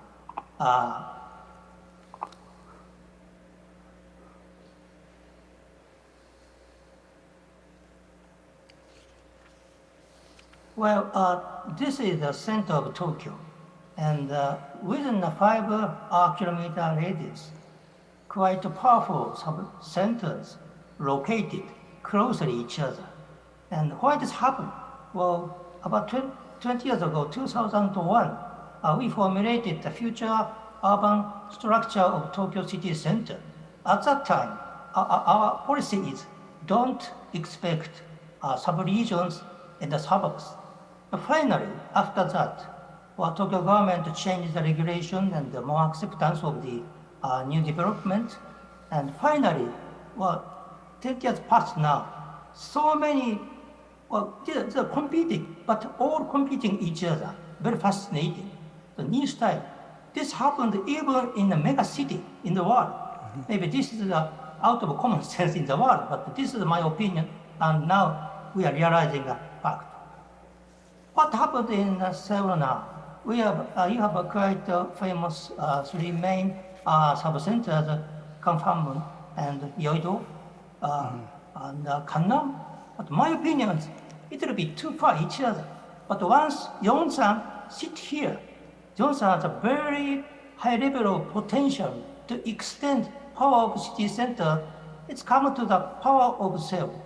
So maybe Yongsan is an important key factor to change, and Seoul and Tokyo should be a brother with the viewpoint of mega cities. But even so that city center is an engine to power up all over the city. This is my opinion. Thank you very much. Thank you, Professor Ichikawa. Finally, Professor Kim?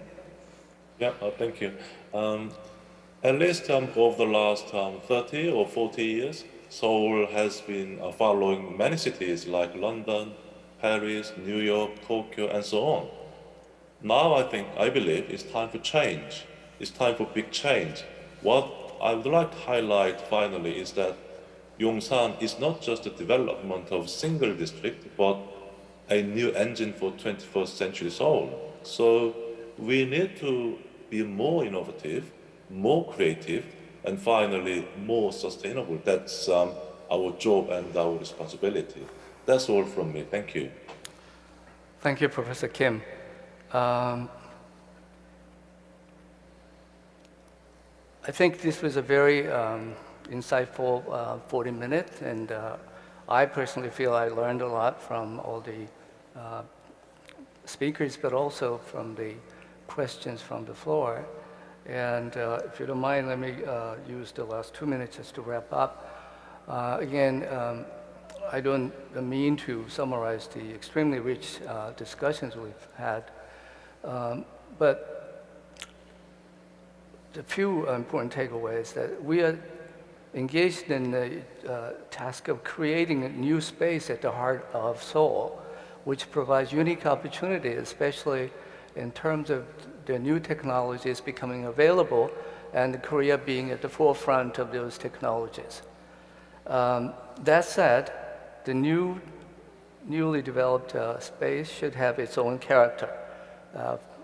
And to achieve this, we need to go beyond the existing cases, so-called best practices available.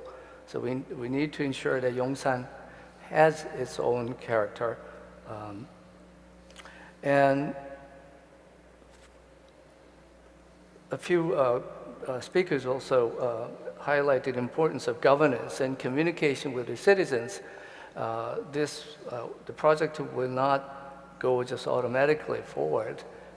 There will be ups and downs, and we need to stay ready to deal with the difficulties as we move along. And effective communication with various stakeholders in the society will be crucial in that aspect. And finally, there are several other mega projects going on in Seoul we're all aware of, including Se-hoon Sangha development and also Jamsil MICE development, which is, and also GTX construction. So there are a whole range of really big projects taking place almost simultaneously.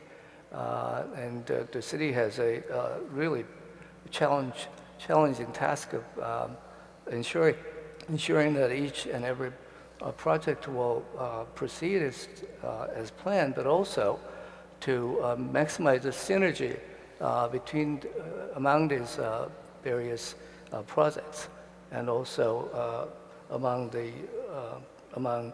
different technologies that will be available. And finally, we need to remember that we have to make our city inclusive. There was a question from the floor, and I'd like to recommend you a movie, a British movie, 2016, entitled I, Daniel Blake. This is a story about a carpenter in his late 50s who has never been exposed to internet and computer and has to deal with all kinds of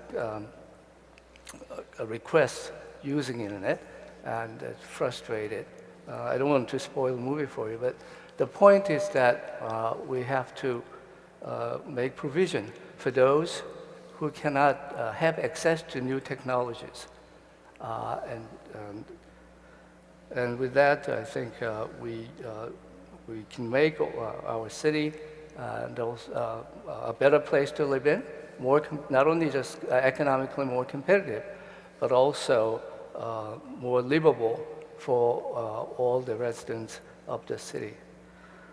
With this, I'd like to close the panel discussion. I'd like to thank all the speakers for their excellent contributions, and also from the audience who made very important questions that enriched our debate. Thank you very much for your attention.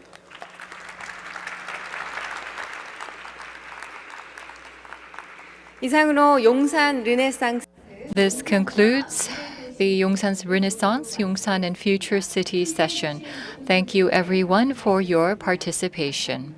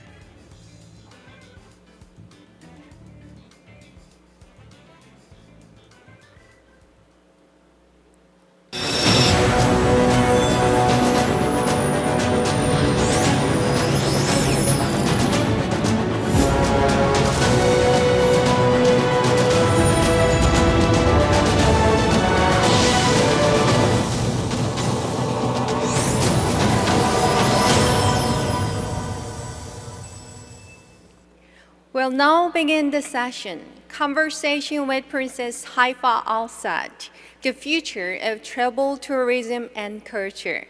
The moderator for this session is Mr. Lee-tuk, leader of Super Junior SM Entertainment. So please give him with a big round of applause.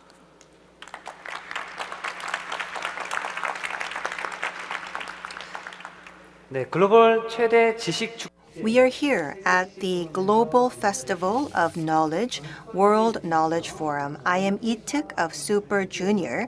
I am here on behalf of K-pop artists, and I am here joined by Her Royal Highness Princess Haifa Al Saud of Saudi Arabia. Pleased to meet you, Your Royal Highness.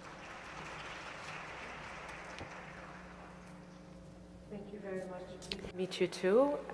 Thank you to the World Knowledge Forum for inviting me here today. I'm super excited to be here in Seoul in South Korea. And as they say in Korean, 안녕하세요, and in Arabic, أهلا وسهلا.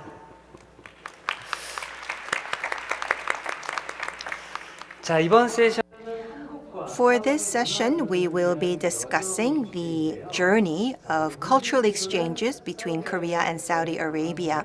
Your Royal Highness, you're in charge of the tourism strategies of Saudi Arabia, to the best of my knowledge, and we will be discussing the cultural exchanges between our two nations. I very much look forward to our talk.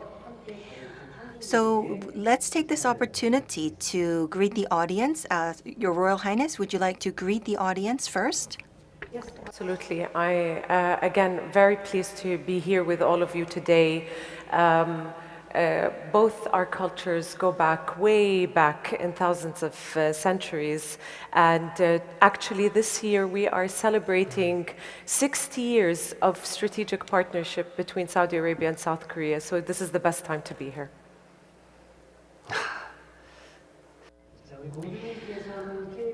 Your Royal Highness, I understand that you love K-pop. And so, although we met for the first time today, I feel like we are old acquaintances, maybe because of your love for K-pop. And so could you share with us when you first listened to K-pop? So actually, K-pop was first brought to my attention from my 11-year-old daughter, who actually knew in 2019 that Super Junior were in Saudi Arabia, in Jeddah. And she was super excited, and she started introducing me to this new culture and all of the amazing bands. And I was surprised by how much she knew and she learned, and she actually taught me this, which is a sign of love. And it just opened my eyes to this world of K-pop. But what people really don't know is that Saudi Arabia is one of the top 20 markets for K-pop. And some of them actually studied the Korean language because they wanted to listen to our songs. And some people said they now love Korean food. And so that actually felt like our two countries are closer together instead of the actual 7,747 kilometers. It felt as close as the distance that we are seated right now. You're absolutely right. In fact, today I am accompanied by a young Saudi female who's 26 years old. Her name is Tia, and she was inspired by your culture through your music, and she learned Korean, and she's fluent in Korean, and she's actually been living here for the past year and a half. So I would say now she is a citizen of both nations. Well, actually, in 2019, Saudi Arabia felt like it was a faraway nation. It was an unfamiliar country to me. When I arrived in Saudi Arabia for the first time, when I experienced Jeddah, I could see that it's a beautiful city and a beautiful country. Everybody was so kind. I can hear everyone being so friendly. And that experience actually made me feel much more closer to Saudi Arabia. Well, Your Royal Highness, could you discuss what your thoughts are about for the future development? May I ask you a question about this? Yes, please.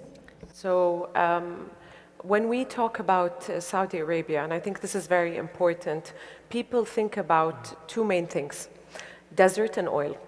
And some people, camels as well. Very few people know that what makes Saudi Arabia really, first and foremost, are the Saudi people, which you saw for yourself. But just to give people an example, hospitality is built within our DNA.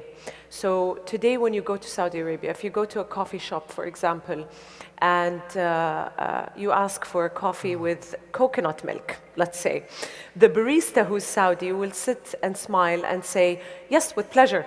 They'll make your order, and what you'll see is he'll run out because he doesn't have coconut milk, but instead of turning you back, he'll run out and he'll go and he'll buy coconut milk, or he'll borrow some from his neighbor, a coffee shop, and just give it to you to not turn you away. And that is, I think, the true Saudi hospitality.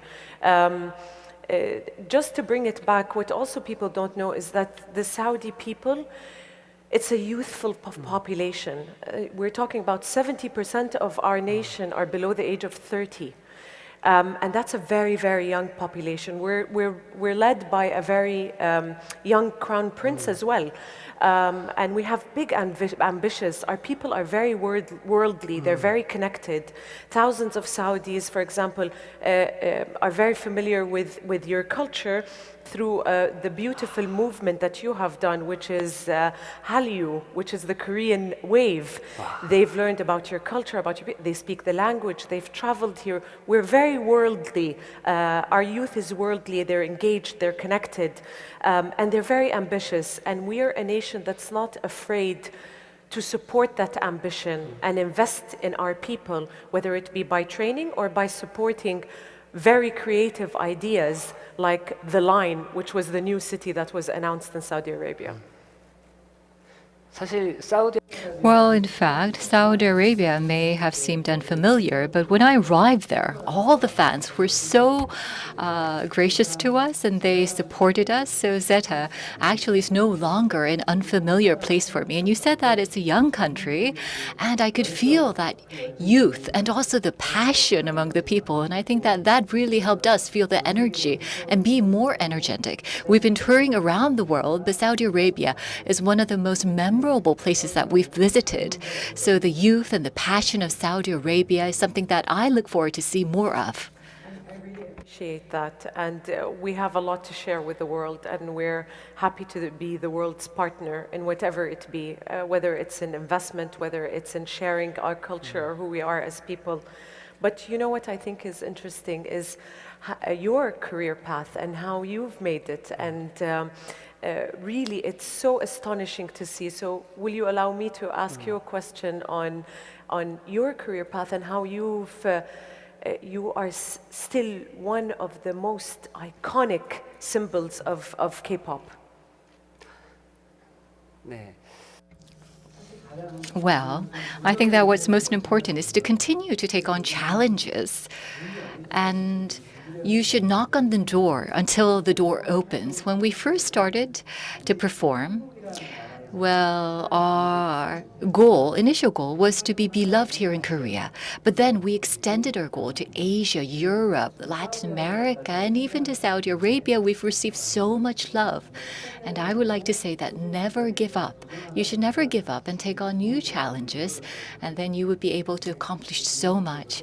So, Your Royal Highness, well, you've made so much efforts to make our relationship, Korea and Saudi Arabia, so much closer.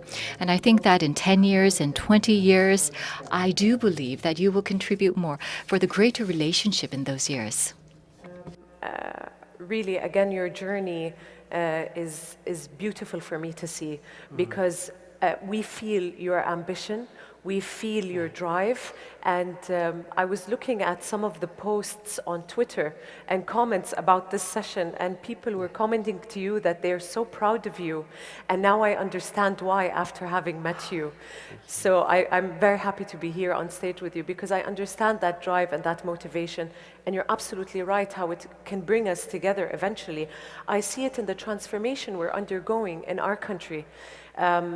we're going through a major transformation that's made by the youth for the youth.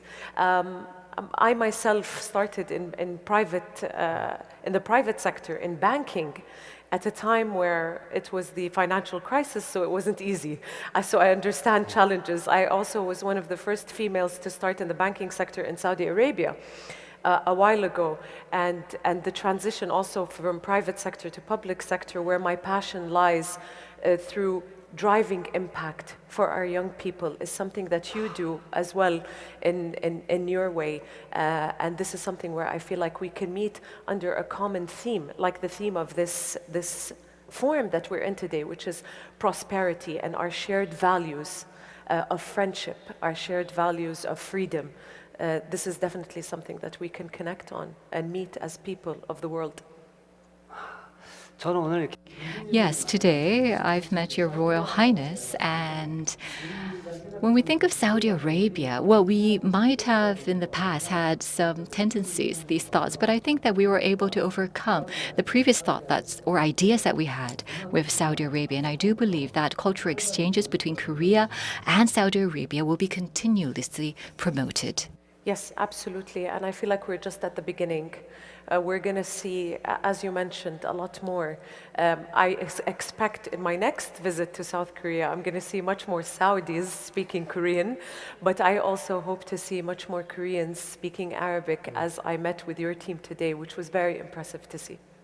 맞습니다. Yes, that is true. And Koreans, whenever we want to go on travel, and also when the global fans of K-pop, they want to travel, well, there are places that they would like to visit, but at the same time, because K-pop artists had performed in Saudi Arabia, for example, or they're performing somewhere, these fans, they want to join the artists and go to those venues. And they also want to go to the places where the K-pop artists had visited in the past. So not only the performances of the K-pop artists, but also the restaurants that they visited and the venues can become tourist attractions. So the next time we perform in Saudi Arabia and the next time that we eat there, I think that we should learn more about the culture. And when we do, then more K-pop fans will gather in Saudi Arabia. I absolutely agree with you. And in fact, this is how we're looking at it in a tourism perspective. So when we have people with huge fan bases as yourself, we are starting to create packages of the trails of those individuals for people to learn more about who we are. But definitely on your next trip, I'm more than happy to join you and to take you to the really cultural places, to take you to the gold market, for example, to take you to Ad-Dir'iyah, which is the birthplace of the Saudi royal family, and it's actually a UNESCO World Heritage Site, and it's one of 6 UNESCO World Heritage Sites in Saudi Arabia. But definitely, I agree with you that there's a lot of cultural exchange that can take place. And this is what brings people together, because we like to say that tourists are agents of good. So they are ambassadors. When they go without prejudice and without bias. And as the Korean culture and pop culture specifically taught us, that soft power can be a superpower. Yes, thank you so much for those wonderful remarks.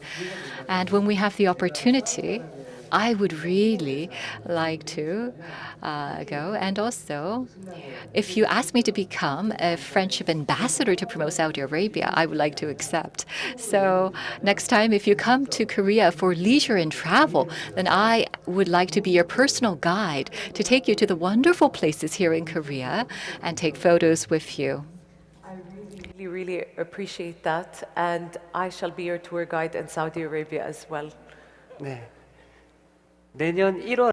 Yes, so in January of next year, we have a tour planned in Saudi Arabia. The next time we visit, I do hope that we can join together so that we can enjoy the great attraction, the great food of Saudi Arabia. You promised me to dedicate a few days for leisure and to enjoy. Thank you. If so, I will happily take you to the best restaurants. 근데 그때 갔을 The next time I visit, it's not just me, but all of our members. And also the many different artists of SM Entertainment will be coming along together. So will you be able to buy a lunch or dinner for all of us? There's a lot of us. For our hospitality, and that extends to we'll actually cook the meals, don't worry. 감사합니다. Thank you. Then I think I can take about 50 artists with me to visit your Royal Highness's residence. This is how deals are made on panels. Tourism 101. 자, 오늘 Yes. So today we were given a short period of time, but nevertheless, we were able to talk about how the relationship between Saudi Arabia and Korea became closer. Do you have any closing remarks? Honestly, I just wanted to thank you, but actually there is something that I want to present you with, and it's something that showcases our culture, speaking of culture. So rarely do people know that actually Saudi men wear flowers on their head, the men of the South. They wear flowers on their head for two reasons. For a reason of beauty, but also for a reason of good health. So the colors of the flower gives them good health and the kinds of herbs used. So I wish you happiness and good health. Thank you. Thank you. Thank you. 그리고 I love it. 네, 선물을 받았으니까. Yes, because I received a gift, it's my turn to offer an exchange gift. So this is the exchange. Thank you very much. Thank you. Thank you. Much. Thank you. 감사합니다. شكرا. 감사합니다. 네. Thank you. 자, 오늘 정말 짧은 시간이긴 했지만 We did have a very short amount of time allocated to us, but indeed, I feel much closer to Saudi Arabia. Her Royal Highness, thank you, has joined us all the way here in Korea. Thank you very much for joining us here. I hope you have a wonderful stay in Korea, and I look forward to meeting you in Saudi Arabia. I wish you the best of health and good luck, and it was a great opportunity for me to join you on stage today. Thank you so much for hosting me in your beautiful country, and I look forward to being back here again, as well as hosting you in my country. Thank you all. Thank you. 자, 오늘 이 시간 함께 해주신 Thank you very much to our audience as well for joining us today. Thank you.